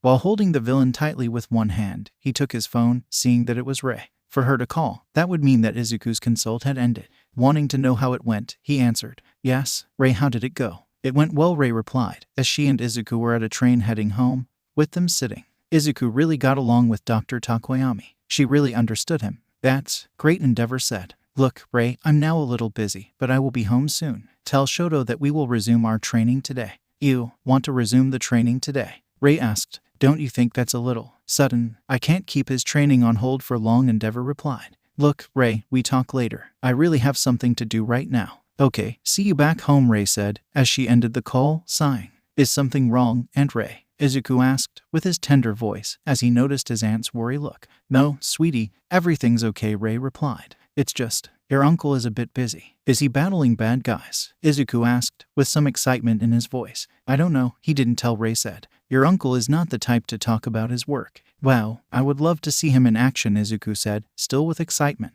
The last time, I didn't get to see it properly because, well, Rei made a compassionate smile and reply. You'll have a lot of time to see your uncle in action. I just hope it's not until you and Shoto are a bit older. After ending the call with Rei, Endeavor sighed, as he still worried about what could possibly be the cause of Izuku's block and what he could do to help him. However, as his thoughts started to deviate from the job he was currently doing, he loosed the grip he had on the villain that he was apprehending, and he took that chance to use turn to Endeavor and release his pepper spray breath that blinded the hero for a moment, allowing the villain to free himself and start running. "So long, Endeavor," the villain shouted. But, to his shock, he saw the flame hero almost at his tail. He couldn't believe that he was fighting through the pain caused by his quirk. He tried to cast his pepper spray breath again, but he realized that Endeavor's fire was burning it away. It was then that he spotted nearby bystanders at some distance. If he could reach them in time, he could threat them with his acid breath. Suddenly, he felt his body being stopped all of a sudden. It was like something had put him on pause. A second later, he was being tackled by Endeavor, who pinned him against the floor, placing himself on top, holding his hands with one hand and his head with the other. Endeavor sighed, thinking that was a close call. But he did find odd that the villain would stop all of a sudden,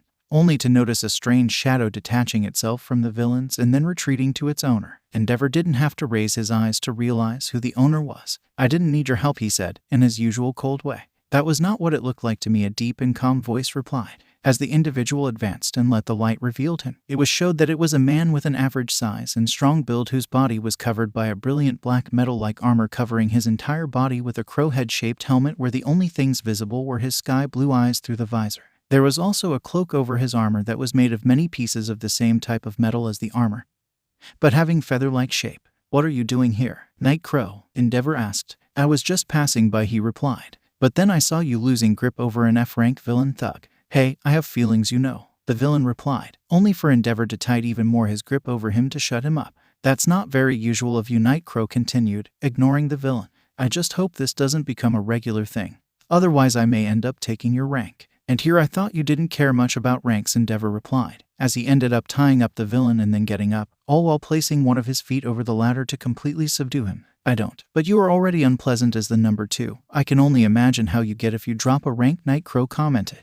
That caused the villain to drop a laugh before starting to moan in pain as Endeavor pressed his foot even more over him. "That's rich, having in consideration how much of an antisocial you are," Endeavor replied. "You're unpleasant and I'm antisocial? Isn't that why we get along so well?" Night Crow teased. But Endeavor didn't answer that, as he kept looking at Night Crow with his intense stare. They heard movement approaching and some of Endeavor's sidekicks ended up arriving, with one of them asking, "Did you get him, boss?" It was then that they noticed the presence of Night Crow. "Well, is that the shadow hero, Night Crow, the number 3 hero?" "Well, I think this is my cue to go," Night Crow replied, as he started to retreat. "See if next time you don't get those wild thoughts get in the way." Before Endeavor could reply to that, Night Crow simply disappeared in the shadows. He hated whenever he did that kind of exit. Worse than his exists were without a doubt his unexpected entrances. But, for more annoying he could be sometimes, Night Crow was right about what happened just now. He let himself be distracted, and it hasn't been the first time. After he left the villain he had caught with his sidekicks, Endeavor used his fire to propel himself to the air to continue his last round of the day, before returning to the agency. As he propelled himself around the city, the words Night Crow said kept echoing in his mind.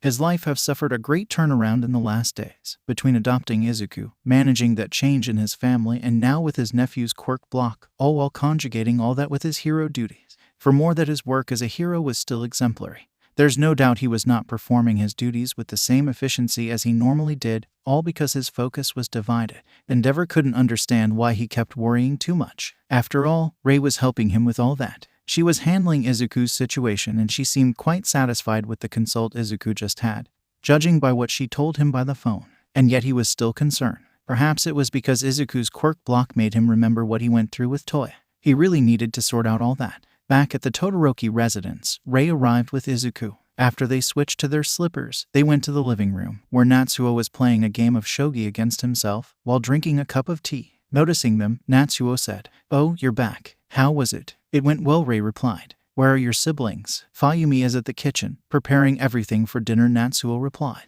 "As for Shoto and Toya, they are at their rooms, as usual." "I see," Rei said. "I better go talk to Shoto. Your father wants to resume his training today." "I wondered how long this pause on the trainings would last," Natsuo commented, cynically, causing his mother to give him one of her stern looks. "What? It's not like I am the only one that thought of that." But Rei just nodded her head and got out of the room. Being alone in the room with Natsuo, Izuku approached his cousin, curious about the game he was playing. "Natsuo, what are you doing?" "Mate," he asked. "I'm playing shogi." "Well, more like passing time playing against myself." Toya taught me and used to play with me, but let's just say he is not interested anymore. Can I play? Izuku asked, as he sat down at the other side of the board. You can teach me. I don't know, Natsuo said. The game is complicated, but if you want to know how to play. And so Natsuo started teaching Izuku the rules of shogi and how each piece should be moved. The older boy had to admit that Izuku picked up the rules quite fast. What surprised him? Fortunately, his experience gave him an advantage over his cousin. But Natsuo had to admit that it was quite nice to have someone to play against too. After informing Shoto about his training with his father, Rei came back and got quite surprised when she saw Natsuo and Izuku playing shogi, with the former teaching the latter, what made her smile. But her thoughts were interrupted when she heard the front door opening. Realizing that Enji had just arrived, she went to meet him at the entrance, with him with his dark casual suit. Welcome home, she said, as Enji took off his shoes. Is Shoto ready for the training? Enji asked, as he put on his sleepers. He's on his training room, Rei told. Good, I'll go there, Enji said, as he prepared to go to the stairs. We'll be probably done before dinner. Enji, wait, Rei said. I know what you're going to say, Rei, but let's talk later, Enji said, trying to use his calm voice and keeping his back on his wife. I just had a very tense day and training Shoto helps me to focus. Before we can talk about Izuku, or Toya or anything else, let me decompress and have a meal. Those words from Enji caused Rei to stop what she was about to say. She could sense the tension in her husband's voice, so she nodded to him. Just try not to be too rough on Shoto, Rei asked. There was a pause and then Enji replied, I'll do my best. With that, he went ahead, while Rei looked down and went to the kitchen to help Fuyumi with dinner. As Natsuo and Izuku were playing shogi, the latter started hearing some noises coming up there, noises that seemed to not be bothering Natsuo that much. Don't worry, that's just Dad training Shoto, Natsuo told his cousin, as he moved his knight. Uncle Enji is already at home, Izuku asked, moving a pawn. Wow, I didn't even notice him arriving. He's like that, Natsuo told, moving his rook to get Izuku's pawn. Before you came around, we barely noticed he was at home. If it was not for dinner or Shoto's training, we could live in the same house for days without even meeting each other. I mean, it's not always like that, but for the most part, it's basically what happens. Natsuo then noticed Izuku making a thoughtful look while looking to his hand. Is something wrong, Izuku? Natsuo asked. Nothing, it's just, Izuku started, trying to come up with the right words. I was expecting to talk with Uncle Enji. I wanted to ask him to teach me how to use my quirk. Yeah, I don't know about that, Natsuo replied. He is more focused in his hero work and training Shoto that he hardly gets to focus on something else. Even if it just for a very short time, I wouldn't mind, Izuku said. I can't seem to know how to use my quirk. Whenever I want to do it, I simply can't do it. The only moments I can generate fire is when I have bad dreams or I get very upset. Then I never have control over it. Many kids I know can control their quirks and use them at will, except for me, and that's so not fair. The older boy couldn't help but give a sad look. He remembered that night when Izuku lost control over his quirk and it was quite alarming. That was the reason why he went to a psychological consult that day. Despite not knowing what was causing that quirk block, he heard his parents talk about Natsuo just wanting to be able to do something to help his little cousin. It was then that he noticed his cup with tea and had an idea. Taking the cup, he said to Izuku, You know, I prefer my tea cold, not hot. After it is brewed, I use my frost to cool it down. After saying that, he extended his cup to Izuku and told him, Why don't you make it hot again? Izuku took the cup, frowning, as he tried to do exactly what his cousin told him to do, but without success. See, I can't use my quirk at all. Natsuo thought for a moment and then had an idea. Whenever I want to use my quirk to cool down something with a touch, I lower my temperature at my hands, he said. I guess with you it's opposite. You can do it, it's in you. You just have to want it. Just remember that you control the fire, not the other way around. Looking down to his hands holding the cup, Izuku tried to do what Natsuo had told him. However, it didn't know exactly how he could do what Natsuo had told him. How could he raise his hand's temperature? His cousin told him that it was in him and that he just needed to control it. But the more he tried, the more he thought that he just couldn't do it. He then looked to Natsuo, who gave him an encouraging look and nod. That caused Izuku to get more confidence in him, and so he focused on the cup. And so he decided to press his grip on the cup, causing him to feel his hands getting warmer. But that didn't last longer, as the cold of the tea was starting to cool his hands. Izuku tried to fight that and focused on the remaining warmth that he still had. At that moment, something happened and he could feel the warmth starting to spread on his hands and intensifying. Izuku focused even more on that and kept it going. It didn't take long for the cup to also get warm, along with the tea in it. As the temperature of the tea raised, it was possible to pierce the steam coming out of it. But then Izuku realized he didn't know how to make it stop. As if realizing that, Natsuo went to put his hands on Izuku's and he felt his cold touch cool down his heat touch, preventing the tea from boiling. I think that's enough, Natsuo told, as he took the cup and cooled down the tea to drink it. See, I told you could do it. There's nothing into it. Izuku got very impressed by what he just did, as he looked to his hands. I can't believe it. I really did it. I used my quirk at will. Turning to his cousin, Izuku made a big happy smile while saying, "Thank you, Natsuo. You're the best." That smile really got to Natsuo, who replied with one of his own smiles while saying, "You're welcome, little cuz." After that, Natsuo gave the cup back to Izuku so he could try again the use of his quirk. It was dinner time for the Todoroki family, and there was some tension in the air, as Shoto had finished his training with Enji shortly before. The former had some bruises and slight burns on his right side. Obviously, neither the boy nor the father wanted to say anything. And there's also Toya with his usual indifference to the all situation. Izuku was left quite uncomfortable as he observed the dining table. He had already experienced the tension at his new family and the awkwardness in it, but this was the first time he experienced it after one of Shoto's training with Enji. It was obvious that Fuyumi and Rei were trying to come up with some way to lighten up the mood. "So, I hope everyone is enjoying the food," Fuyumi said, with a nervous smile. But she got nothing but mumbles from Enji, Shoto and Natsuo, while Toya did not say a word as he ate. But Izuku was able to say, "It's delicious, Fuyumi. Thank you very much." That compliment caused Fuyumi to smile to her cousin. Izuku then turned to Rei and told him, "You too, Aunt Rei." "Thank you, Izuku," Rei replied. "Well, at least someone is willing to talk. Does anyone else have something to say?" "Well, I don't need to talk to say the food is good," Natsuo said, while making his usual smile. "You know that, Mom." "Yeah, but it is good to hear a compliment once in a while," Rei replied. But not even a talk like could inspire Enji, Shoto and much less Toya to join in. Izuku thought for a moment and then he got an idea. "Hey, look what Natsuo taught me," Izuku said, as he took his cup. Focusing just like Natsuo told him to do, Izuku was able to heat up his drink, causing it to start boiling, and then stop. Seeing that, both Rei and Fuyumi let out gasps as he picked Enji and Shoto's interest.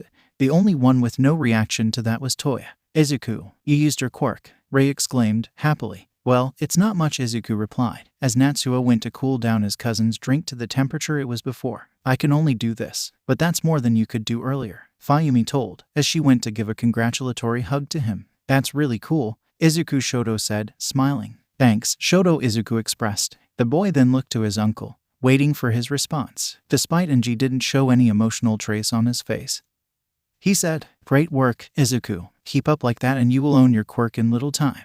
That compliment was everything Izuku wanted to hear. The fact that his uncle, the number 2 hero, was acknowledging him could only motivate him even more to overcome that block of his. Izuku made a wide smile and then nodded with determination to his uncle. Meanwhile, Toya just made a slight grunt. It was really unnerving hearing his father compliment something as basic as heating touch and motivate him to be better, especially when he could do much more and better while earning a reprimand for using his fire. "But, Uncle Enji, I wouldn't have done it if it wasn't for Natsuo," Izuku said. "He taught me how to focus my heat." Hearing that, Enji turned to Natsuo that got a little embarrassed by that, as he was not used to be the target of his father's attention. "Is that so?" Enji asked. "Well, I just gave him a few pointers," Natsuo told, a little nervous. After all, heating touch and freezing touch are similar, besides being opposites. "Nevertheless, I appreciate greatly what you did for your cousin," Natsuo, Enji told. More than having his father's attention, receiving a compliment from him was something even more overwhelming, and Natsuo was simply left without anything to say, trying to decide if he should react to that or pretend he didn't care what his father thought about him. "Wow, Dad, you did something close to impossible. Leave Natsuo without words," Fuyumi commented. That caused her, Rei, and Izuku to share a laugh, and even Shoto chuckled. Enji was left impassible, while Toya just grinded his teeth. "I don't know why everyone is making a big fuss about it," Toya suddenly said, causing the laughter to stop. "So Izuku learned how to use heating touch. That's one of the most basic things to learn." That comment from his oldest cousin was really able to hit Izuku's newly acquired confidence, with him becoming a little down about it, something that was perceived by the others. "Toya, don't say that," Fuyumi said. "For Izuku is a big deal. Until today, he wasn't even able to activate his quirk at will." "Yeah, bro, that's so not cool," Natsuo added. "Whatever," Toya said, as he got up. "I'm no longer hungry. I'll go to my room." And he left the room. But after that, Rei said to her nephew, "Izuku, never mind Toya. You're doing great." "But, he is right," Izuku said, almost in a mumble. "It is not that impressive." "I think it was," Shoto said. "I know how you struggled to try to activate your fire, to finally be able to it. I guess now you can only get better." "You think so?" Izuku asked. "Shoto is right," Enji told. "What you just did is proof that you're starting to overcome your block. But if you really want to own your quirk, you shouldn't let what others think of you to affect you." Hearing what Shoto and Enji had just said, Izuku was able to feel his confidence to recover from the blow it got from Toya, and so he smiled and nodded to his uncle. That made Rei to smile tenderly, not just to Izuku, but also to her husband. Later on, as each one went to their respective room, Enji was at the office he had at home to take care of some paperwork.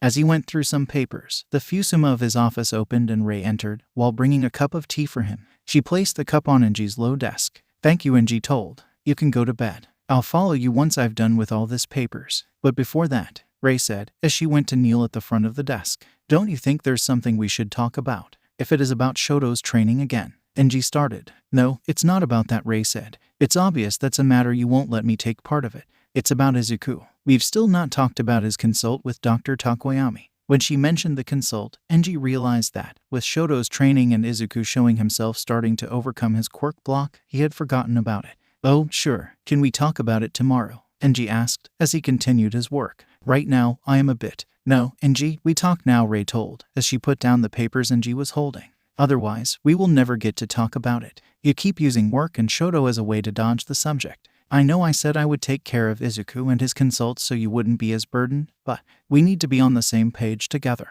Does it really matter? You saw him at dinner, Rei. He is overcoming his block." "Yes, he is starting to overcome it, but he didn't overcome it just yet. And you saw how he got when Toya made that comment." There was a pause and then Rei continued. "I know you want to train Shoto to both achieve your dream and quell your guilt, and that Toya is a constant dark cloud over us. And Izuku, he seems to have a tendency to keep his troubles for himself. Just for that you can definitely say he is a Todoroki, right?" Enji just rolled his eyes before that comment from his wife, as she continued. "But if you really want to change things in our family, you need to stop avoiding the problems. You already know this, right?" For more it cost him to admit it, Enji knew Rei was right. The truth was that Enji was afraid to involve himself in the troubles of another loved one. He was already the source of his family's troubles, and he didn't want to be part of Izuku's as well or to make things worse. That was another reason for him to become so relieved for Rei decide to take Izuku to the psychologist consult. But the more he tried to keep himself from involving too much on Izuku's troubles to not become part of them, the more he worried about him.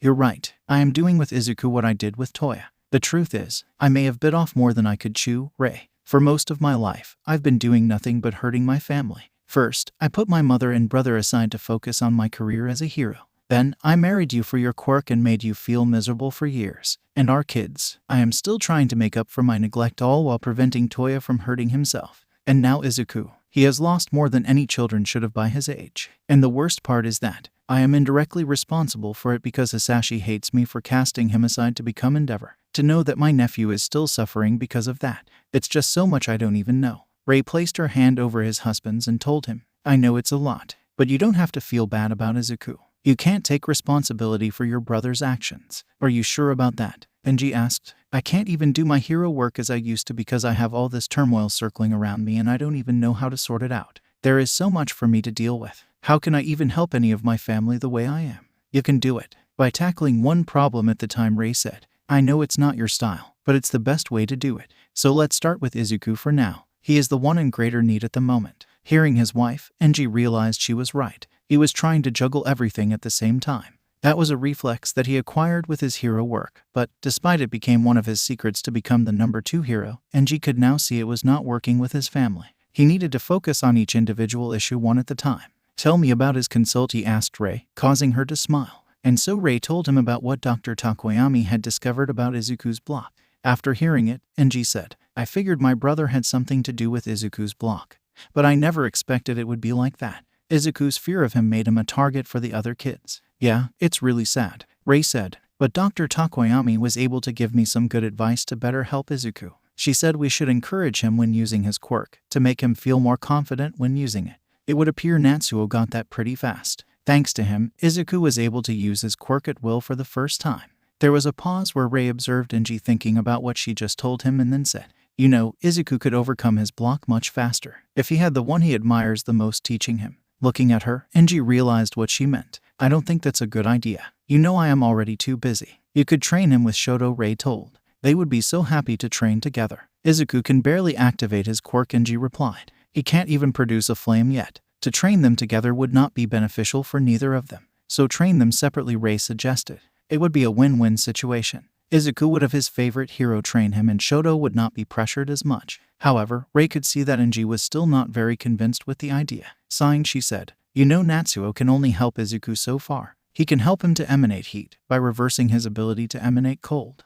but he won't be able to teach him to make fire. Izuku admires you, Enji. You saw how he got when you complimented him. Another pause, and then Rei continued. You should see how he gets when he talks about you. He always gets excited, asking me if he can see you in action. He really wants to be a hero like you. If there's someone that can really help him through his block, then that one is you. After all, who could teach him, if not you? Enji knew that Rei was right. Again, he knew how much his nephew admired him ever since they met. But how could he give him the attention he needed when he also had Shoto to train? He could get him one of his sidekicks that also used fire to teach him the basics. After all, he had seen the potential of his fire when he lost control last time. With the amount of control he had on his fire without realizing it, he would be able to quickly master it.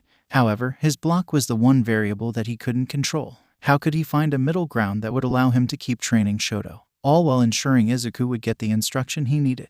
It was then that an idea started to be formed. Enji knew it was both risky and crazy, but he had hopes it could work. It was an idea that could ease the tension in his family a little bit, even if temporarily, all while providing Izuku some guidance that he needed. I had an idea, Enji said. After he explained to Rei, she showed a lot of skepticism about it. Are you crazy, Enji? She asked. That will never work. He won't like it. I can handle him, Enji replied, as he organized the papers and then got up. Trust me on this, Rei. I want to, I really do, but I can't help but be concerned about it, she told, as Enji headed towards the exit. He got out and then climbed the stairs to the upper level. As he went through the hall, he noticed some flaming lights coming from Shoto and Izuku's room. He went there and opened the fusuma, finding Shoto showing Izuku a flame on his left hand, while the latter tried to produce one as well. Seeing him, the boys stopped what they were doing. Boys, this is not the time to be practicing your fire. Go to sleep. Yes, Father, Shoto told. Yes, Uncle Enji, Izuku said. And, Izuku, don't be too hasty in controlling your fire, Enji told, as the two boys went to their respective futon. If you force it, you may lose control. Do it on your own pace. Izuku nodded to his uncle. Enji then nodded to both his son and nephew and closed the fusuma. After that, he continued walking through the hall and then had the sight on his original destination, seeing a more intense flaming light coming from it than the ones from Shoto and Izuku's room. He opened the fusuma, seeing Toya, without his shirt, manipulating his intense fire. Seeing his father, Toya hasted to put out his fire, with slight burns being visible on his body, and put on his shirt, saying, Father, a little more warning, so you can pretend you were not just testing how hot your fire can get without catching my attention. Enji asked cynically, Do you really think I don't know what you do when you're alone? So what? Toya asked, defiantly. What are you going to do? It's not like you haven't tried to stop me, but at least you should try to be more subtle about it, Enji told. But, ever since Izuku arrived, you haven't really made an effort to conceal your burned skin and clothes. Well, now that you have brought another successor to double your chances, why bother to hide it, right? Toya asked. And if you think you can prevent me from using my fire, you'll have to be more creative. Enji sighed, as he really didn't know what else he could do with that rebellious son of his. His only hope was to focus that desire of his to surpass All Might in another way that could help him find a new purpose and create bonds that could lead him away from that obsessive path Enji pushed him to. If you want me to leave you be and practice your fire, suit yourself, the father said, as he turned his back to his son. It looks like you're no longer interested in what you asked me before I took Izuku in. As he said that, Toya made a surprised look. Was his father talking about what he thought he was talking about? Well, suit yourself, Enji said, as he started heading out of the room. Wait, Toya called, causing Enji to stop and turn to him again, while closing the fusuma. Do you really mean it? I thought after that night before Izuku's arrival you wouldn't. Despite your attitude has been unacceptable, I am willing to give it a chance, Enji said, as he crossed his arms. However, I do have some conditions. I know. You already told them, Toya said. I will only help you train Shoto's eyesight, and I must stop whenever you tell me to stop. I'm glad you still remember them, Enji replied. But there's one new condition I want to add. Before I can even allow you to participate in Shoto's training, you need to prove yourself. I have one task for you, and if you succeed, you may have your wish. Toya thought about it. He didn't know what his father was trying to achieve with that. However, that was the moment he was waiting for, a chance to prove to him he should become his successor. What is that task? Toya asked. I want you to teach your cousin to summon and control his flames, Enji told. You want what? Toya exclaimed. You must be joking, right? You want me to teach that? Watch your words and your tone, Enji ordered. Izuku is in need of training, and I can't focus on him while also focusing on Shoto. So, if you want to join me in Shoto's training, first show me you can do the job. By helping your cousin to overcome his block, all you need to do is to teach him the basis so I can blend his training with Shoto's much easier. By then, I will for certain need your help. You're just confirming what I already knew, Toya said. You're just cultivating another successor to double your chances to beat All Might. You wouldn't need to go for such trouble if you remember what happened that night, right? Enji cut. Izuku said his room in Shoto's on fire, and who knows how much out of control his fire could have gotten. I saw with my own eyes what his fire can do. Twice already. He needs this for his own sake. But if you think you're not up for the challenge, I didn't say I couldn't do it, Toya replied. Good, because that's the only way for you to get what you want, Enji told. That statement made Toya look at his father with his intense glare, the one he always did when frustrated. Enji didn't expect any less from him, but this time he wouldn't let him do whatever he wanted. He was willing to allow Toya to keep using his fire and comply with his wish to help him train Shoto, but he would do that within his rules. I will take from your silence that you agree, Enji told. But be attentive of two things. First, you will only use weak fire when teaching Izuku. Second, I don't want you to discourage your cousin. I don't mind you get a bit tough on him on his training. It can motivate him to do better. But if you want Izuku to control his fire, try not to do what you just did at dinner. He turned his back on his oldest son as he headed to the exit. Opening the fusuma, he stopped and said, I hope you know the value of the responsibility I'm putting on you, Toya. I'm not doing this so you can get busy enough to not test the limits of your fire, but because I value your skills enough to do it. After Enji said that, Toya was visibly affected by that last past. He really wasn't expecting his father to tell it to him. But then he came to wonder if he really meant it, or just said it to get him more serious about the task he gave him. Enji got out of Toya's room and closed the fusuma, releasing a sigh after, hoping that he had made the right decision in putting Toya in charge of Izuku. It was a high risk, having in consideration what Toya felt about his cousin. But he also knew Toya would do anything to have what he wanted. And it was not like he wouldn't let Toya teaching Izuku unattended.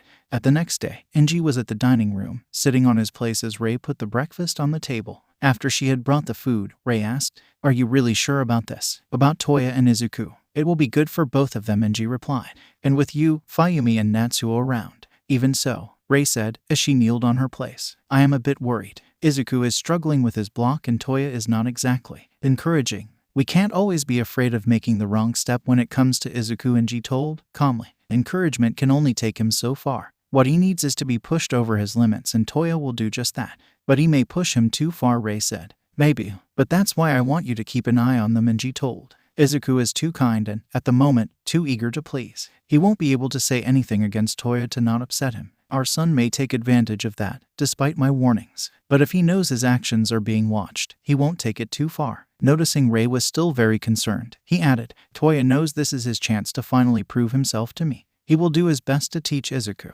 because that's what he needs to help me train Shoto and show me what he can really do. I know you can control fire, but I think in this you're just playing with it, Rei said. You're just manipulating him. I meant what I said to him, Enji interrupted. I will let him participate in Shoto's training. But I have a much bigger objective in mind. So far, I have been trying to force Toya to give up on this impossible dream that I instigated in him. First, it was through Shoto and then by keeping an eye on him. But now I think the best way is not to show him the path he's on is wrong, but to show him a better one, and maybe make him reconnect with this family. I can understand that, Rei replied, but you could do that without having him train Izuku. Izuku is the one he has no significant interactions with, Enji replied. Despite Toya believes I just brought him in to keep him further away from becoming my successor, he has no other connection with his cousin. It will be easier for them to bond. There was a pause, and Enji noticed that Rei was still unsure about all that. To reassure her, he said, I know this is not a perfect plan. I'm gambling at best. But it's a plan with calculated risks, and even if it fails, well, we have gone through a lot, haven't we? Despite her uncertainty about this, Rei couldn't help but noticing how her husband had put so much thought on it. She had to admit that in some things he was right. But Toya training Izuku would allow them to watch over the former and give him lesser chances to abuse of his fire, while also help the latter overcome his block. Not just that, but this could help Toya to form real bonds with someone in their family and possibly find a new path. Placing her hand on Enji's, she said, Okay, I will give it a try. Don't worry, I will make sure Toya doesn't get out of bonds with Izuku. Hearing his wife's support, Enji made a smile, saying, Thank you, Rei. At that moment, they heard steps and the fusuma opened and the children came in for breakfast, with Toya, Fuyumi and Natsuo ready to go to school. Good morning, children, Rei said, as the kids sat down on their places. Good morning, they replied, with Toya being the only one not responding. The family took their breakfast, with Enji and the 3 older kids doing it faster than the rest, as they needed to go to work and school respectively. When they were about to get out of the table, Enji said, Wait, I need to talk to all of you. But, Father, if we don't hurry up, we'll get late for school, Fuyumi said. I just have a declaration that all of you should know, Enji said, causing Toya to just dodge his look, as he could already guess what his father wanted to say to the rest of the family. Oh boy, this can't be good, Natsuo replied, causing Fayumi to give him a poke with her elbow. Enji turned to his nephew and told him, Izuku, I've been thinking, and I believe it's time for you to start to have a more formal training with your quirk. That caused some surprise to the children. Really? Izuku asked, with enthusiasm. It's only logical to do just that, Enji said calmly, as he ate. You have started to show you're ready to try to overcome your block, and part of it will pass through training your quirk. We better start it as soon as possible. Izuku felt so happy when he heard his uncle say that. However, both Fayumi and Natsuo got a little worried, as they already knew how tough their father's training could be. Meanwhile, Shoto got a little relieved when he heard that. You better prepare yourself, Izuku Natsuo said to his little cousin. My father is pretty tough with his training. Well, you got to hear that for how he trains Shoto. That comment caused him to receive a harsh look from both his mother and sister. What? He asked. It's not like I'm saying any lie. You don't have to worry about that, because I am not the one that will train Izuku, Enji replied. At least for now. That statement caused surprise, especially to Izuku, who became a little disappointed. Soon, Enji elaborated, I will eventually take over Izuku's training. But for now I want him to focus in mastering the basis of his quirk, and, with my hero work and Shoto's training, I won't be able to give him the attention he needs. But, couldn't you train Izuku and Shoto together? Natsuo asked. To train them together when their abilities are still too uneven would be counterproductive, Enji replied. Then why not going between them, Natsuo said. At least, in that way, you would give them time to rest between trainings. I have to agree with Natsuo, Dad, Fayumi told. Why not do that? But Enji didn't reply, as he continued to eat his breakfast. Toya, being him the only one to keep himself out of the conversation and appearing to not be giving any attention to it, already knew where it would go. Children, please, your father had already considered every option, Ray said firmly. It was then that Enji, finishing eating, put down his chopsticks and declared, until he has learned the basics of his quirk, Izuku is going to be trained by Toya. What? Both Natsuo and Fayumi exclaimed, as they turned to Toya, who completely ignored them. Dad, are you serious? Fayumi asked, as Enji got up. But he didn't reply, simply heading towards the exit, ready to get to work. He opened the fusuma and, before he exited, he said to Izuku without looking at him, Izuku, I expect you to give your all in your training with Toya. He won't hold back. I am sure you will get hold of your quirk in no time, and once you do, I'll know you will be ready to train with me and Shoto. Despite the disappointment of being passed by his uncle towards his cousin with whom he had not been able to make any form of bond, Izuku was able to still retain hope of still having his favorite hero to help him with his quirk. In fact, the fact Enji motivated him to do his best just gave more determination. I'll do my best, Uncle Enji, Izuku said. Enji then got out. A few seconds later, Toya also got up and went to the fusuma as well, saying, I'll go to school. That way, I can avoid all the drama. And he got out, closing the fusuma behind him. Getting to the entrance hall, he found his father putting on his shoes. Approaching him, he said, Don't think I know what you're doing with this. You wanted to prove yourself to me and I gave you a chance, Endeavor said, as he got up after putting on his shoes and going for his jacket. Don't tell me you're thinking and backing down. Because, if you are, tell me now so I can arrange something different for your cousin. Don't worry, I will still teach the rent, Toya replied. But don't think this will distract me from what I want. I keep my promises, Toya Enji told, as he advanced towards the door. This is no distraction. But I do hope you find your path with all this. Having said that, he went out, closing the door behind him. After he went inside the car and his driver started taking him to the agency, Enji couldn't help but remember the way Izuku reacted to all that. He could feel the disappointment his nephew was feeling, but also the determination. The last time the Flame Hero had seen something like that was with Toya when he was still training him. That made him feel nostalgic, and he could almost feel the same feeling he had back in the day. Training Shoto, despite being a necessity for him to accomplish his dream of surpassing All Might, never quite transmitted the same feeling when he was training his oldest son. Despite having knowledge of his youngest son of wanting to be a hero, he also knew that the training was also something Shoto was just something he needed to endure. The temptation of having Izuku joining them just so he could feel what he used to was big. Enji knew very well he could find a way to balance Shoto and Izuku's training, to make the former reach his potential and help the latter to own his quirk. But, even with that desire and confidence, two major factors were acting like dead weights that prevented him from turning that desire into action. On one side, his ambition told him to do what was best to not let his 15 years long plan go down the drain. And, on the other, his worries about becoming the person he was starting to become 5 years ago told him to not involve the child he had just taken, and that had went through a great trauma that was still haunting him on all the problems he himself had created.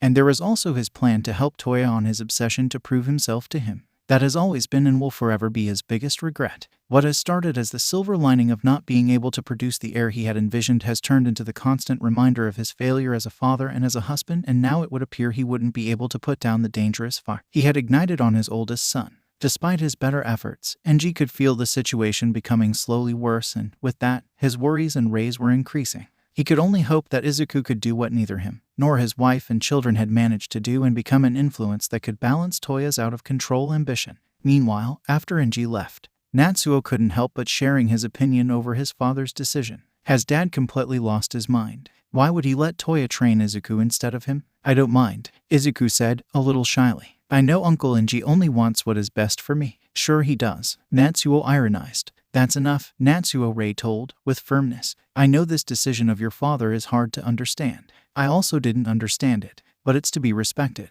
He knows what he is doing. Now, you two need to do like your brother and go to school. Despite still uncertain about it, both Natsuo and Fuyumi did what their mother said, and rose up and went away. As Rei prepared to take the plates back to the kitchen, she told to Shoto and Izuku tenderly, "You better prepare yourselves, boys. After I am done with the dishes, we are going to shop for groceries, and I could have some help carrying the bags." "Okay, Aunt Rei," Izuku replied, while Shoto nodded. After Rei went to the kitchen, Izuku noticed his cousin a little down and asked, "Are you okay, Shoto?" "It's just, I am a bit disappointed that you won't be training with me and my father," he told. "Yeah, me too," Izuku replied. "I was so looking forward to have Uncle Enji training me. I mean, I have dreamed to have my favorite hero train me for a long time, but that was just that, a dream. But when I got to know my favorite hero was my uncle and I was going to live with him, that dream became closer to reality." "You wouldn't say that if you got to actually be trained by him," Shoto said, with a sad voice. "Trust me, I know what I am talking about." Seeing his cousin's look,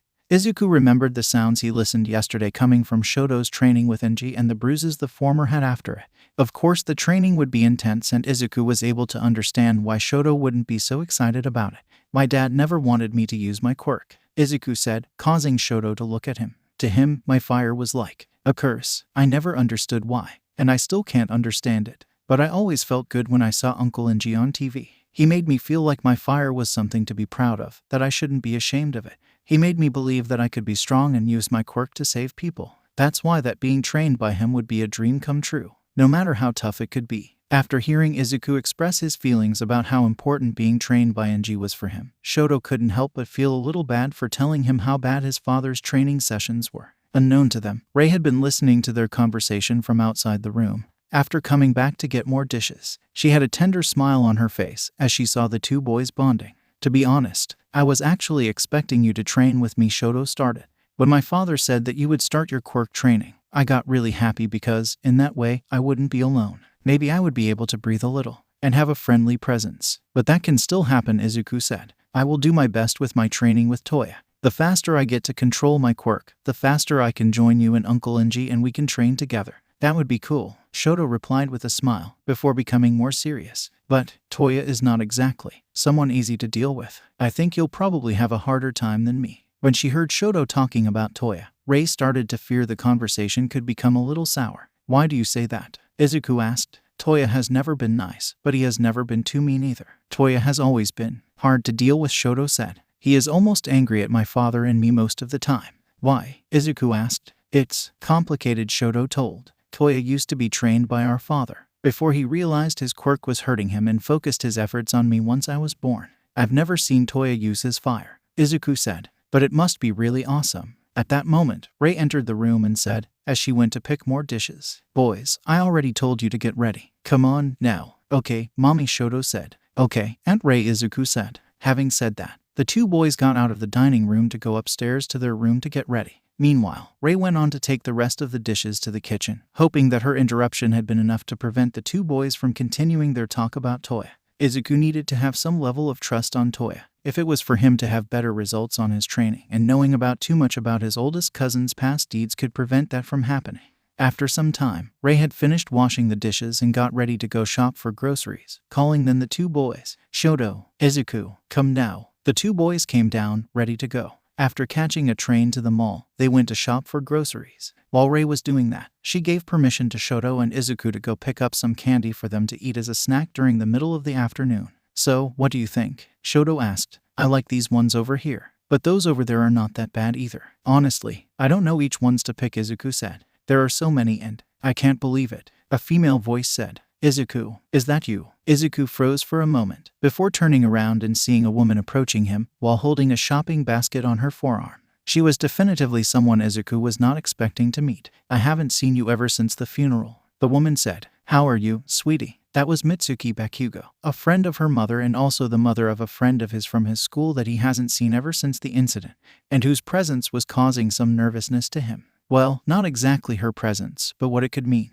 The sudden encounter with Mitsuki caused a great deal of anxiety to start building up inside Izuku. It was not about her. She had always been very nice to him. It was actually something else. However, as he had come to get used to bottle up all those little moments of intense undesired emotion, he just simply ignored that in a reflex and put his usual pleasant smile. However, he was unable to hide that from his cousin, who noticed a few flicks of flame on his closed fist that only became visible for a few moments. Hello, Auntie, I'm okay, he replied. I'm so glad to hear that, Mitsuki said. I got very worried after you left to go live with your uncle. She then noticed Shoto and asked, and who is this? This is my cousin Shoto, Izuku introduced. It's a pleasure to meet you, ma'am, Shoto said, as he made a slight bow to her. So polite, Mitsuki admired. Just like Izuku, my Katsuki could really learn something with you boys. Is Kaken here? Izuku asked, hesitantly, as more flicks of fire appeared for a very brief moment on his hands, with Shoto noticing that again. Well, I know after a long time you may miss him, Mitsuki said, but he is at school. After hearing that, Izuku couldn't help but release a sigh of relief that caused his fire to stop manifesting. The teachers have already told me they miss you at kindergarten, Mitsuki told. It was then that Rei appeared, pulling the shopping cart. Boys, I didn't know it took a long time to pick a snack, she commented, noticing then Mitsuki. Excuse me, who are you? You must be Izuku's aunt, Mitsuki said, proceeding to make a slight bow. I'm Mitsuki Bakugo. Izuku used to live in my neighborhood and a friend of his mother's. Oh, it's a pleasure to meet you, Rei said, with a smile. My name is Rei Todoroki. I have to say I got a little worried when Izuku moved away, Mitsuki said. But know that I got to see him again. I can see how much better he looks. Yeah, my husband and I, along with our children, are doing our best to make Izuku feel at home, Rei said. He deserves it after what he went through. I'm so glad to hear that, Mitsuki said, before looking at her wristwatch. Oh my, look at the time. I need to go. I still have a lot to do. It was a great pleasure to meet you, Mrs. Todoroki. The feeling is mutual, Mrs. Bakugo, Rei replied. I hope we can meet again. Mitsuki made a bow and then moved away. Despite how happy Izuku got to see her again, he got even more relieved when she went away, something that Shoto was able to perceive. After they came home, Izuku spent the rest of the day acting as if nothing had happened. Shoto got worried with his cousin, as he clearly got a little upset for meeting her mother's friend. However, remembering how Izuku's quirk would act out during that encounter, Shoto thought it was for the best to not talk about it, especially since his cousin would have his first training with Toya later on. At the middle of the afternoon, the 3 older Todoroki children arrived from school. Hey, guys, how was your day? Natsuo asked to Izuku and Shoto as he entered the living room and found them at the couch watching TV. It was nice, Shoto said. Just nice. Natsuo asked. I mean, you two can stay at home all day playing and it's all nice for you. That's because you don't know how hard it is to be a student. I can't wait for spring break to come. If you complain less, I bet time would pass much faster, Fayumi asked at the entrance of the room, with Toya behind her. Besides, it's not like you have it harder than me and Toya. Very funny, Natsuo replied, sarcastically. Well, I'll go put my things on my room and then go to the library, Fayumi said. There are some books I want to check before the beginning of the next school year. Seriously, we're not even on spring break and you're already concerned about the next school year? Natsuo asked, teasingly. For your information, little brother, I am about to go to 7th grade, Fayumi replied. I need to prepare myself for it. Having said that, she went out. Toya, standing where he was, just said, directing his words to Izuku. I'll take this off. Meet me at the garden to beginning your training. After he went away too, Izuku couldn't help but feel a little nervous for his first training with Toya. Both Shoto and Natsuo noticed that, and the latter said, Don't worry, cuz, don't forget that you won't be alone. I will be there to support you and make sure Toya is not too rough. Thank you, Natsuo, Izuku said. I would like to watch it too, but father told me to prepare myself for our own training, Shoto said. He said that it is going to be a little harder this time. I will be certain to give an extra cheer for you, if you want, little bro, Natsuo said, while giving a slight noogie on Shoto, much to his displeasure. Later on, Izuku was at the garden, with Natsuo sitting with his legs crossed on the Engawa, not very far from the shoji. Not long after they were there, Toya arrived as well, passing by Natsuo without even acknowledging his presence, something the middle child of the Todoroki family was already used to. After all, if there was someone that could ignore him more than his father, then that one would be Toya. As Toya reached Izuku, he told him, "Okay, let's start this. I have other things to do, so I hope you don't waste my time." "I'll do my best," Toya Izuku said. Whatever, Toya replied. "Just for you to know, just because you have this block, it doesn't mean I will be nicer to you." Izuku just nodded, while gulping. "Okay, so let's go," Toya said. "I know that you already know how to generate heat touch. Have you managed to do more than that?" "Well, I have tried to ignite a flame," Izuku said. Shoto has been giving a few tips, but Izuku tried to show him. But whenever he tried to conjure a flame, the only thing that happened was just a speckle of fire that disappeared on the next second. It could barely be considered a flame. Toya sighed, as that level of skill was far from being close to the one his father had established to allow Izuku to be trained alongside Shoto. However, he couldn't let his cousin's lack of skill to stop him from reach his objective. "Okay, that's pathetic," Toya said. "For starters, stop trying to get advice from Shoto. He doesn't have sufficient insight on his fire half to give any helpful advice. And second, you will never conjure a flame if you just try to imagine it." "But isn't that how you do it?" Izuku asked. "Perhaps if you are able to use your quirk in a way that becomes a reflex," Toya replied.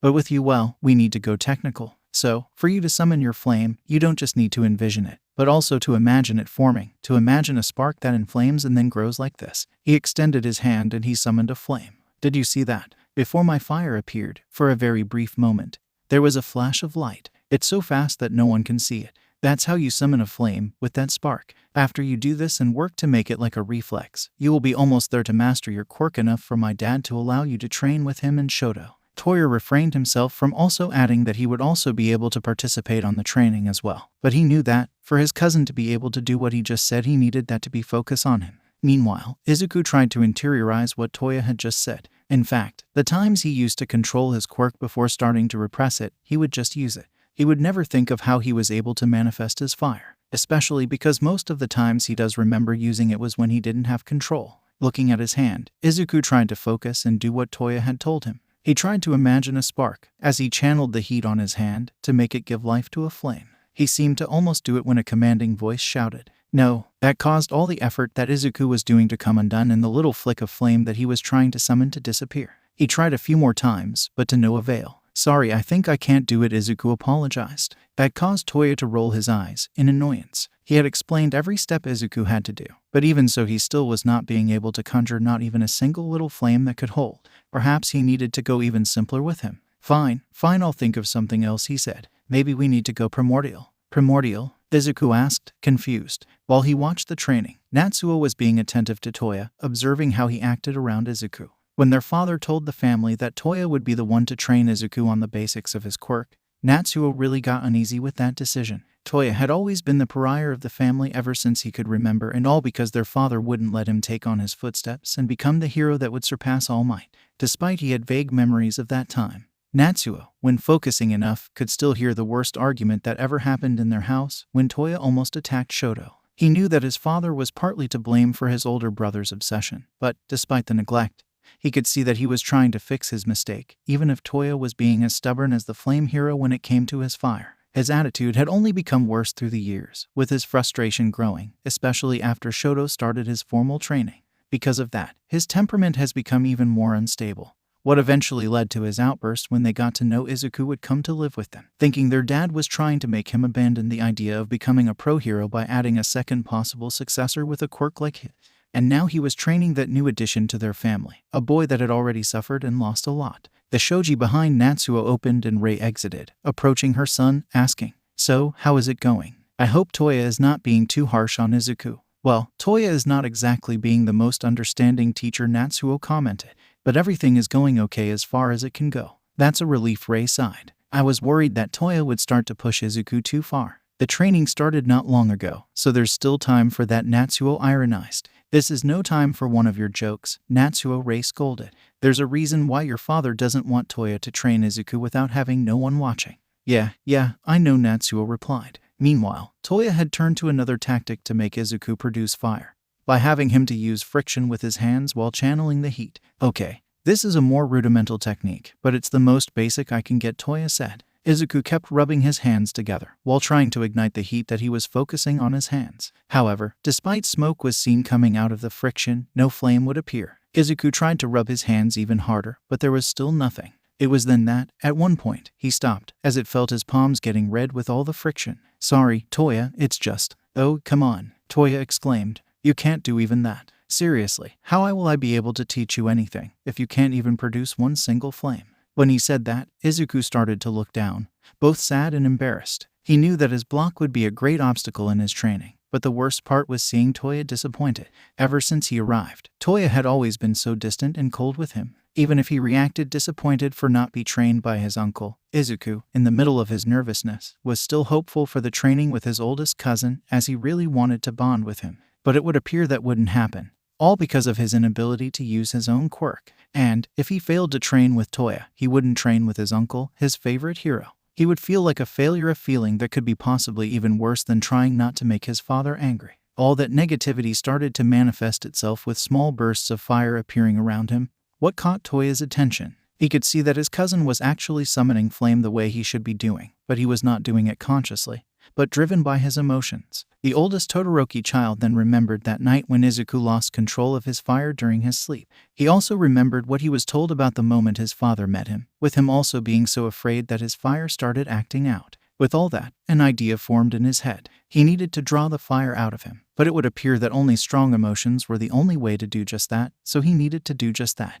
"You know what?" Toya said. "Perhaps I should just give up." That made Izuku look at him with a saddened look. Rei and Natsuo, who were at some distance away, also heard that and got a bit confused by that last sentence. "Yeah, it's clear that you won't be able to do this. I mean, someone with a fire quirk that can't even summon one single flame at will. That is the same thing as having a useless quirk. And since quirks are a reflection of the ones who wield them, well." Hearing those harsh words from Toya were actually like a bucket full of cold water. But not just cold, it was icy, of the type that could actually cause burns. "There he goes," Natsuo said. "I was wondering how long he would keep his sharp tongue inside. I hope he stops with that. Otherwise I will have to intervene," Rei said, ready to go put a hold on the training if necessary. "I mean, how pathetic it must be, right?" Toya continued. "No wonder your dad would forbid you from using your quirk. Possibly, it was because he didn't want you to embarrass him." At the mentioning of his father, Izuku started to feel a mix of feelings that he didn't know how to describe it. He could feel the paralyzing fear he used to feel when at his presence. There was also a feeling of humiliation for all the bad things he would tell him. However, he wouldn't hear just his voice when he felt humiliated. But also another one that was even more hurtful, not because it was mean, but because it used to be something else for him. But the one feeling he had never truly felt was anger. It was a feeling that had just started to appear all of a sudden. He didn't know how come he never came to feel it under all the other emotions. "Toya, that's enough," Rei exclaimed from where she was. "Watch your words." But Toya just ignored her and then summoned a flame, saying, "A son with the same quirk as him that is not able to do this, I would feel the same thing." He then tossed the flame against Izuku, who used his arms to protect him. Even if his body was resistant to fire, Izuku could feel how much hot it was. "Toya, stop that," Rei told, descending to the garden to head towards them, as she felt that could escalate into something similar to what happened years ago. "I bet that he felt much relieved for leaving you," Toya continued to taunt, while tossing more of his fire against Izuku. "After all, why would he want a failure like you?" All the taunts and the little pokes with the fire made Izuku become unable to hold it any longer, as all the feelings that he was harboring were reaching the limit. "Toya, I already told you to stop," Rei said, as she started to reach them. "Stop talking about him," Izuku shouted, as a burst of fire came out of him, reaching a radius of a few feet of distance. But that fire that came out of him was different than the usual one, as it had tinges of violet. That sudden burst caught everyone by surprise, with Rei losing her balance to avoid the flames that almost reached and fall back, while Toya used his arms and summoned his own flames as shield. "Mom," Natsuo called, as he got up and went to his mother. "Are you okay?" "Yes, I am," she replied, as she got up and then looked to Izuku and Toya. "Boys, are you okay?" Izuku was standing where he was, breathing heavily, as if he was out of breath, with his clothes burned. Meanwhile, Toya was able to protect himself for the worst part of the fire thanks to his. But it would appear that Izuku's partly violet flame was too hot for the fire of the oldest Todoroki child, with it being able to leave a burn mark on his forearm. "Toya," Rei said, as she approached her son. "Here, let me." She wanted to apply her ice on him, but Toya just pulled his forearm away from her and said, coldly, "Don't worry, I know how to deal with burns myself." Having said that, he started to move away, heading towards the house. "You know, you could at least show some appreciation for Mom's care for you," Natsuo replied, as Toya passed by him. But the older brother didn't reply and continued his way. "Let him be," Natsuo Rei said, as she went towards Izuku. "He does know how to treat burns quite well." Reaching her nephew, Rei asked, "Izuku, are you okay, sweetie?" But Izuku didn't reply. as the only thing he could do was cry. As Rei checked on him, she noticed how his hair had gained more streaks of crimson hair, but otherwise he was perfectly fine. To comfort him, she hugged him while whispering to him, "Everything will be okay." After going inside, Toya went directly to his room. As he entered, he went to get the ointment he used normally to treat the burns he got on his body whenever he used his quirk too much. After that, he remembered that scene where his provocations caused Izuku to release his fire. He had never seen fire that was not the color of his dad's or Shoto's. It was then that Toya started to chuckle and then said, "I've been trying to make my fire even hotter that it would change color, but it would appear that my dear cousin just so happens to have given me a clue to do it. Who knew that a runt like him would be able to teach me something? Maybe training him is not much of a nuisance that I thought it would be." Later that day, Enji arrived at home and, while he was changing his shoes for his sleepers, Rei approached him. "Welcome home," she said. "Thanks," Enji replied, noticing then the tone of her voice. "What happened? I can sense your voice trembling." "It's just something happened," Rei replied. "And honestly, I don't know what your reaction will be." As if guessing already what happened, Enji sighed and got up after taking off his shoes. Turning to his wife, he asked, "What did Toya do this time? I hope he was not too rough on Izuku." "Well, not exactly," Rei replied. "But what concerns me is not Toya, it's Izuku." Enji became a little confused with that statement, and so Rei showed him the part of the garden that had been burned by Izuku's fire during the training. The flame hero inspected everything carefully, seeing how some of the plants of the burned area had been reduced to nothing more than a pile of ashes. "Are you sure about it?" he asked Rei. "Violet fire." "Not entirely, just partly." "Yes, it was violet," Rei replied. "I put out the fire that was still burning with my ice so that it wouldn't spread." Enji became a little pensive with that. He had already heard that some fire quirks could reach extremely high temperatures that they could change colors. However, those cases were so rare that they were almost unheard of. For Izuku's fire to be able to change color was proof of his immense power. Even if part of him couldn't get more impressed with his nephew's feats of power, Enji was more concerned with what that could mean to Izuku. He knew from personal experience how extreme hot fire can do to its user, and that was with his fire. But Izuku's fire just bordered the lowest color of the visible spectrum, and the fact he couldn't control his quirk made it even more concerning. "Are you okay, Rei?" he asked to his wife. "You didn't get burned?" "Fortunately, no," she replied. "It was close, but the fire didn't reach me." But Toya was right next to Izuku. His fire protected him from the worst part, but he still got burned. "I see," Enji said. "And where is he?" "He went to his room to treat the burn himself," Rei replied. "And I took Izuku to his." The poor thing got pretty shook up after what happened. Enji took a moment to think of what he would do, crossing his arms. "After that," he said, "let Izuku be on his room so he can calm down. He can dinner there. Later on, I will talk with him. Now, Toya is a matter I will handle right now, before Shoto's training."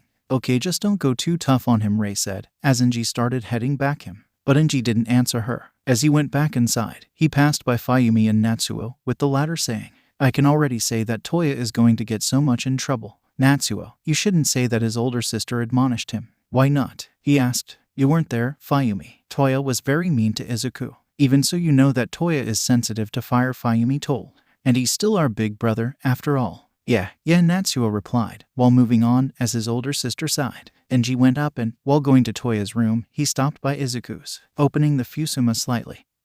He observed his nephew that was against the wall hugging his legs with a very sad look. He could only imagine what he was feeling at that moment. Izuku had just started to build his confidence, and now this happened.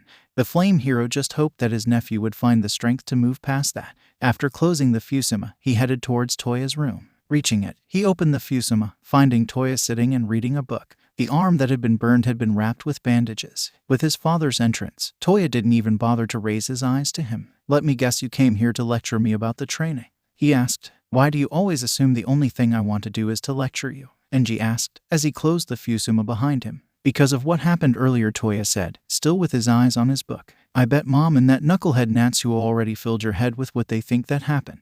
The flame hero sighed, as he tried to figure out how to talk with Toya. The problem was not telling him what he wanted to say, but rather how he would do that without pushing him even more away than he already was. "How's the arm?" Enji asked. "Better," Toya replied, looking to his bandaged arm. "It may get totally healed in a few days. At least that's one burn that is not entirely my fault. I bet you were thinking just that." Enji could see that Toya was both taunting him and testing him, trying to conduct the talk, like he always did. "I was thinking that it's great that my son didn't get too much hurt," Enji replied. "Perhaps that's something you may find hard to believe." Toya then closed the book and looked to his father as he got up, saying, "Okay, let's just go to what really brought you here. You want to know what happened, right? Well, I just did what you asked me to do, to teach my little cousin how to master his fire. You even said that I could be tough. Being tough doesn't mean using trauma as a way to generate intentionally an emotional reaction that could have gone out of control pretty quickly, Enji told Toya with a firm voice. You know how unpredictable Izuku's fire is, and you went up to touch on an extremely sensitive subject for him. It's not like he was making the job any easier, Toya replied.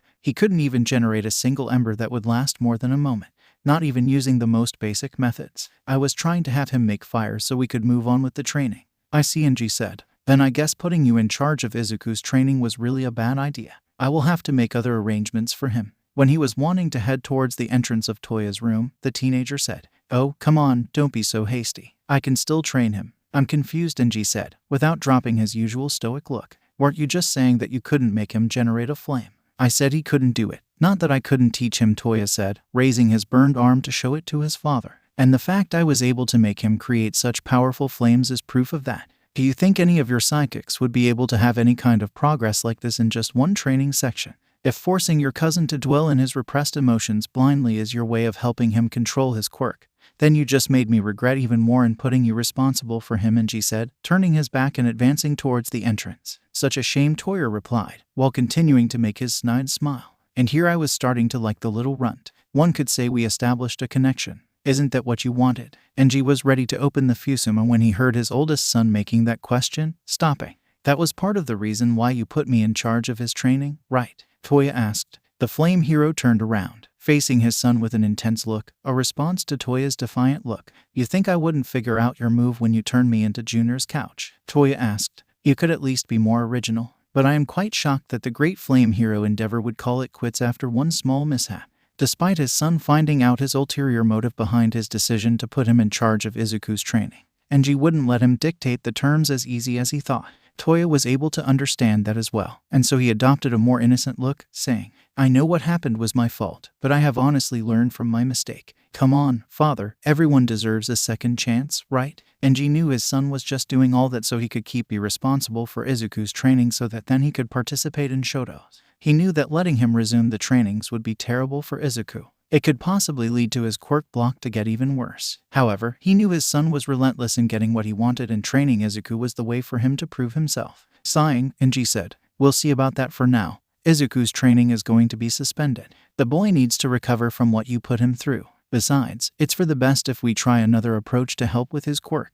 After that, it will be up for Izuku to decide if you will keep training him or not. Fine by me, Toya replied. Enji opened the fusuma and then said, I'll train Shoto now. When I am done, dinner will be most likely ready, so... Oh, boy, it would appear that, after all the excitement of today, I ended up spoiling my appetite, Toya said, a little bit theatrically. I think I will skip dinner, probably for the best. I would hate to deal with all the drama. Do as you want, Enji said, as he stepped out of the room. I just hope you don't get any crazy ideas from what happened today. I don't know what you are talking about, Toya replied, faking an innocent look. Sure you don't, Enji ironized, closing the fusuma behind. After his father left, Toya dropped the facade and regained his normal look as he headed towards his low desk and opened one of its drawers to take some notes he had there, all of them about the violet fire Izuku demonstrated. Now that the quirk police is away, let's try to figure out how to do this. Thanks to my little cousin, I've gotten a much-needed insight about how to increase the power of my fire. Who knew that Runt would serve as more than a simple tool for me to finally get my rightful place as Endeavor's successor? The training section with Shoto went a little shorter than usual, and Enji didn't go too hard on his youngest son, much to the latter's relief. And then there was the dinner that went with some tension. So how is Toya? Ray asked Enji. You still didn't tell how your talk with him went on. Do you think this is the right moment to talk about it? He asked, referring to how their other children were also there. You don't have to sugarcoat the situation to us, Natsuo said. Natsuo Fayumi said to her younger brother. What? It's the truth, Natsuo exclaimed, turning then to his father. We all know Toya is out of control and his actions affect the entire family. It even started to affect Izuku as well. I already know what to do for now, Natsuo Enji said. Toya told me he just wanted to spark Izuku's fire, although I am still skeptical about that, but that doesn't matter. For the time being, Izuku's training is going to be suspended, and if Toya will continue or not to train him,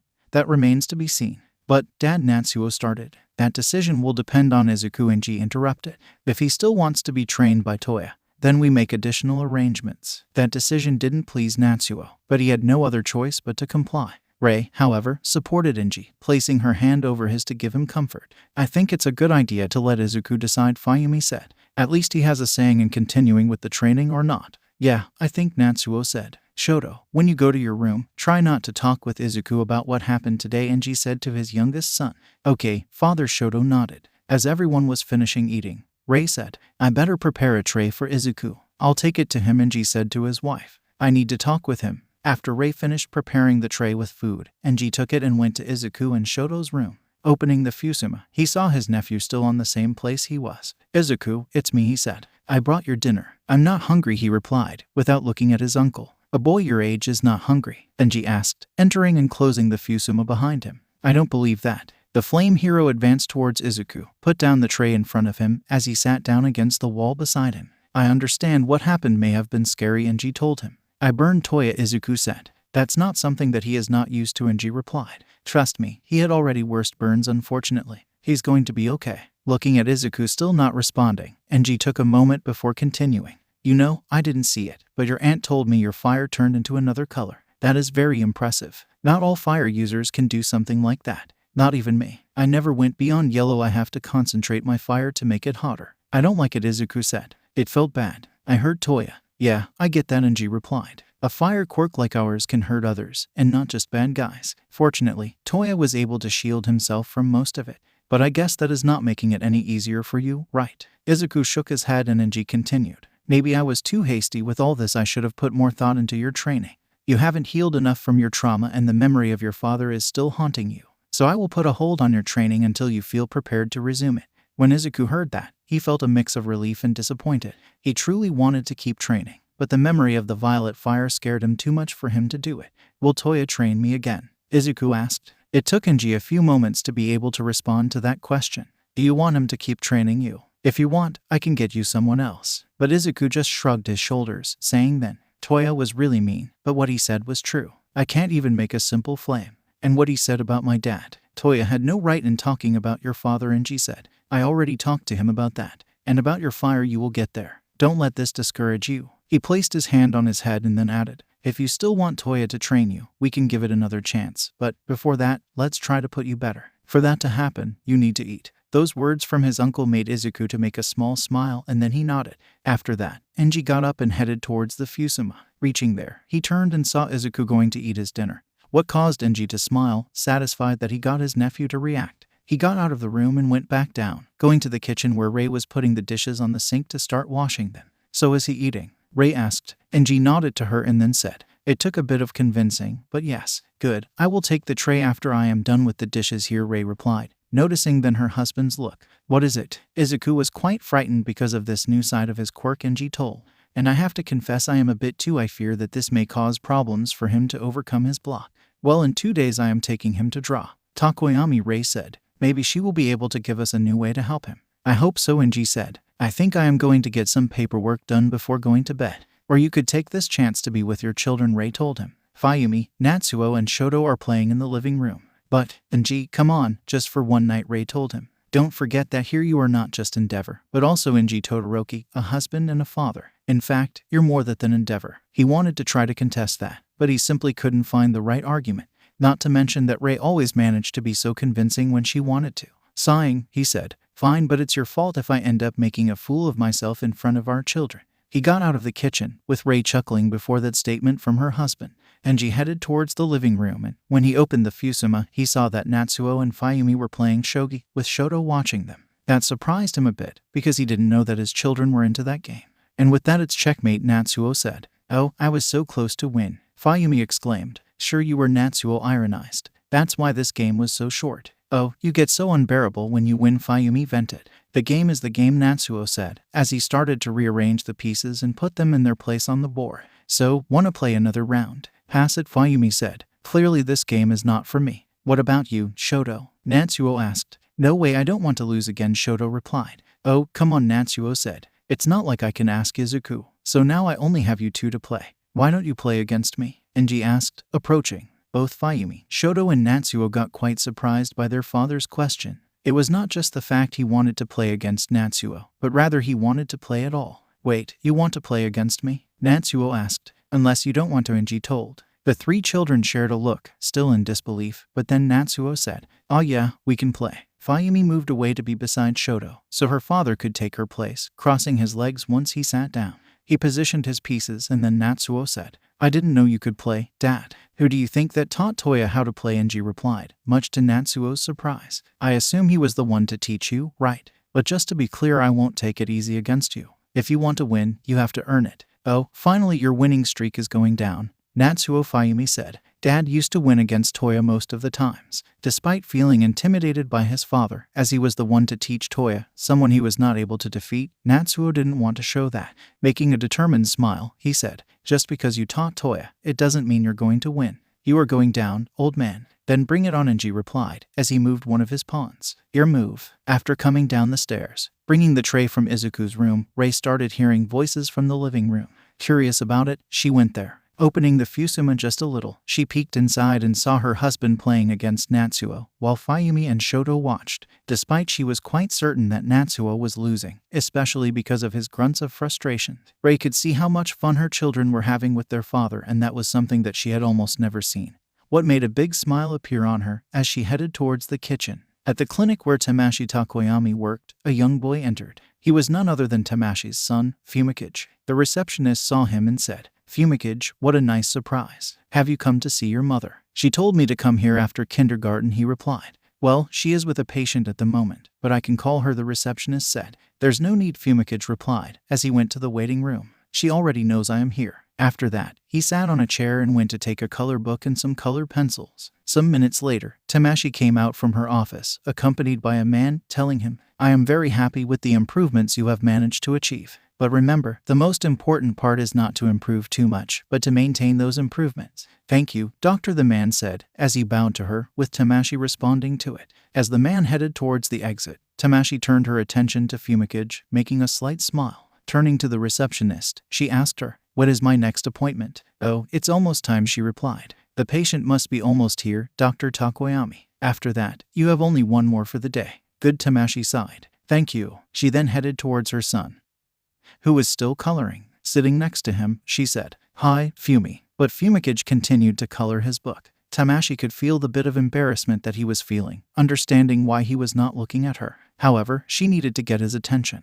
We already talked about this. When someone wants to talk to you about something important, you have to look at them, Tamashi told, calmly, especially when that someone is your own mother. With that, Fumikage stopped coloring, and then he raised his head and looked to his mother, with the two identical pair of eyes meeting one another. That's better, she said, with a reassuring smile. Now, we need to talk about what happened today at kindergarten. I knew you would say that, Fumikage said, while dropping his gaze, sadly. The moment the teacher told me you said for me to come meet you here, I knew they told you about it.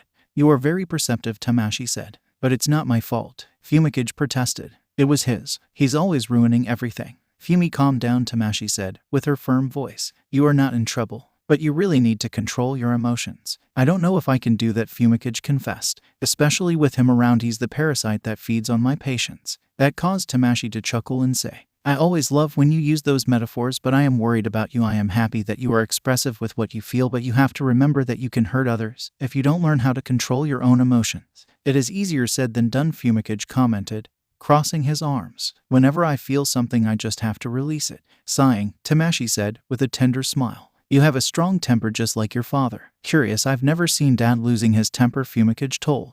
That's because he learned how to control it, Tamashi replied, caressing her son's cheek. And I am certain you can do it as well. Yeah, I am not so confident about that, Fumikage admitted. You're still young, Tamashi replied. You will manage it. Having said that, she raised a finger. Focusing on the sadness her son was feeling at that moment, she made some dark blue-colored ether appear, which then took shape and became a blue butterfly that stood on top of the raised finger. Emotions are like the flow of the river, Tamashi said, while observing the butterfly, together with Fumikage. They need to run freely, but without making them too strong so they will wash anything on their path, or repressing them so they overflow. She let the butterfly fly away for a few moments, while mother and son observed it until it turned again into dark blue ether and disappeared. But it's only up to you to control the flow, Tamashi said. Try to do some of the breathing exercises I taught you. I know they may sound silly, but they do help. Looking down, Fumikage nodded, while his mother patted his head. It was then that she sensed a familiar emotion approaching, with that being her next appointment. Okay, Fumi, I will need to go work, she told him. You wait here. After my last one, I'll take you dinner to your favorite restaurant. Really? Fumikage asked, with a smile appearing for the first time. Of course, Tamashi said, as a woman entered. But, in the meantime, you need to behave, no arguments. I'll do my best, her son replied. Good boy, Tamashi replied, caressing her son. Before standing up, she went to greet the woman that had just entered, all while giving some instructions to the receptionist. And so Fumikage prepared to continue coloring his book. It was then that he said, "You heard what Mom said, behave." 3 weeks have passed ever since the Violet Fire incident. Things at the Todoroki residence had become somewhat calmer. Even if the tensions were still high, especially when it came to Toya, it would appear that the family could enjoy a bit of normality, something that was quite good for Izuku. After going through a great ordeal, that little bit of normality was helping him to process better what had happened. Of course, he would still go to his appointments with Dr. Takoyami. Her understanding allowed Izuku to slowly start to overcome the events with his cousin. Not just that, but she also started to talk with Rei about another way to help Izuku get over his block while his training is suspended. Since Izuku's block was partly due to the bullying he endured from his peers at kindergarten, Tamashi advised Izuku to try to make new friends, to establish connections outside of his family. But that task was easier said than done for Izuku. Even with him starting at a new kindergarten inclusive with his cousin Shoto coming with him, he was having trouble to socialize, partly due to his shyness. As they arrived to the clinic, Izuku asked to his aunt, "Aunt Rei, do you think Dr. Takoyami will get upset because I haven't done any friends at kindergarten?" "No, Izuku, of course not," Rei replied. "She only wants you to get better, just that." They entered in the clinic, finding the waiting room empty with the exception of a kid with a black bird head that was sitting and coloring a book. "Oh, Mrs. Todoroki, good to see you," and Izuku, the receptionist, said. "Don't worry, Dr. Takoyami will be with you as soon as she is done with her current patient." "Thank you," Rei replied, as she and Izuku went to sit at the waiting room. As Rei went to pick up a magazine that was there to read, Izuku went to look around, nervously. He then looked to the boy that was there, and when he noticed him, Izuku waved at him with an awkward smile. But the boy just returned his attention to the coloring book, something that made Izuku get a little sad. It was then that the door to Dr. Takoyami's office opened and she got out with the patients she was with. After the patients moved away, she looked at Izuku and called, "Hello, Izuku, come in." Izuku traded a look with his aunt before descending from the chair and going inside Dr. Takoyami. As they took their usual seats, Tamashi asked, "So, Izuku, how are you?" "I'm okay, I guess," he replied, nervously. "You guess?" Tamashi asked, making her comforting smile. "For you to tell me that something must be bothering you." Tamashi could feel Izuku's guilt over something, but, like usual, she would try to let him tell her everything, instead of forcing it.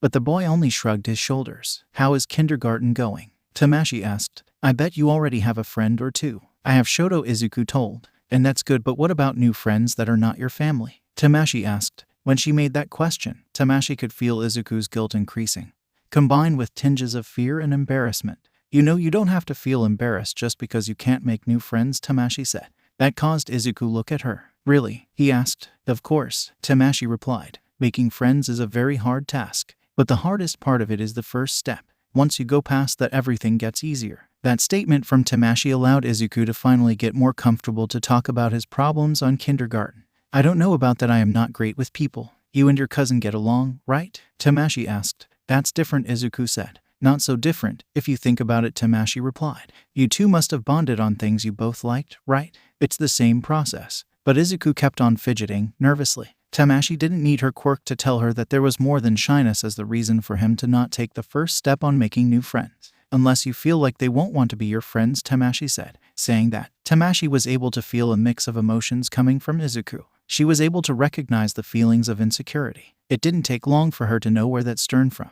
"Is this about your block?" she asked, relieved that Tamashi made that question so that he wouldn't have to address it. Izuku nodded with his head and then said, "In my old school, the other kids would say mean things to me. They mocked me because they thought I didn't have a quirk. But I do have one, I just can't use it, and when I can use it, I end up hurting others. So what if the kids from my new school are the same? Or what if I try to use my quirk and lose control?" "You won't know until you try it," Tamashi replied. "Maybe these kids will be like the ones from your old school, or maybe not. But, you know, you do have one thing that you didn't have then." "What is it?" "Your cousin Shoto. He is with you at school, right? Maybe he can help you." "He already tried, but I couldn't," Izuku said. The insecurity in Izuku was growing and Tamashi felt bad for the boy. If only there was a way to make him feel better about himself and be able to befriend someone. As she thought, Tamashi couldn't help but reminiscence on her childhood. Smiling, she said, "You know, I also had trouble to make friends when I was a kid." "You did?" Izuku asked, surprised. "Why?" "Well, there were many reasons for that," Tamashi told. "But one of them was my quirk." "Your quirk?" Izuku asked. "But your quirk is awesome." "Yeah, very cool," Tamashi agreed, chuckling. "But also quite bothersome at times, especially when I was your age." When I was feeling other kids' emotions, I always had trouble to mind their private feelings, and when there were many of them around, their combined emotions would always leave me disturbed. While Izuku admired,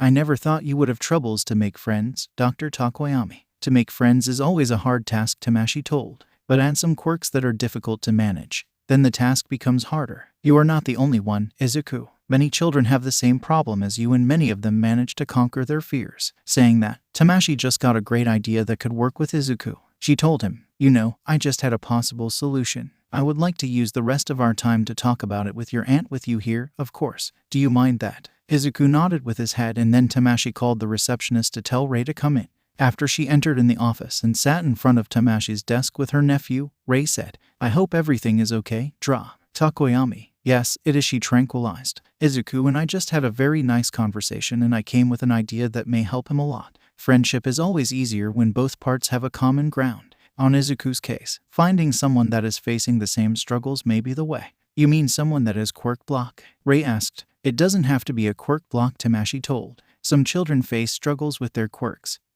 sometimes at a social level, and believe it or not, those struggles can vary a lot. But those children have one thing in common: they feel themselves misunderstood." "I guess that would be a great start for Izuku," Rei said, turning to his nephew.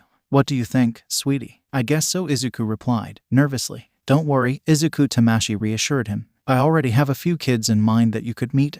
But she didn't finish, because a sudden burst of emotion caught her attention. They were two separate sources, and they seemed to be angry at each other. It was coming nearby, right at the waiting room. Tamashi knew exactly what all that was about. Sighing, she said, while getting up, "Would you excuse me? I have to deal with a little problem that just came by." "Of course," Rei replied, as Tamashi headed to the exit of her office. When she exited the office and arrived to the waiting room, she came to find her son arguing with his quirk, Dark Shadow, the entity made of shadows that was connected to Fumikage. "You're so annoying," Fumikage shouted to Dark Shadow. "I'm annoying," he shouted back. "You're the one that can't do anything right and can't take a critic." "I'm not." "Yes, you are." Seeing Tamashi arriving, the receptionist said, "Doctor, I was just about to call you." With the amount of anger those two were sending, even if I tried to ignore it, I wouldn't be able to do it, Tamashi replied. She then approached the two of them and cleared her throat. What ceased the argument in an instant, causing both Fumikage and Dark Shadow to remain silenced. "Boys, seriously," she said. "He started it." Both said at the same time. "I don't care who started it," Tamashi replied. "You need to solve this issue between you, because you're stuck together, and it's for the best if you have a much better relationship.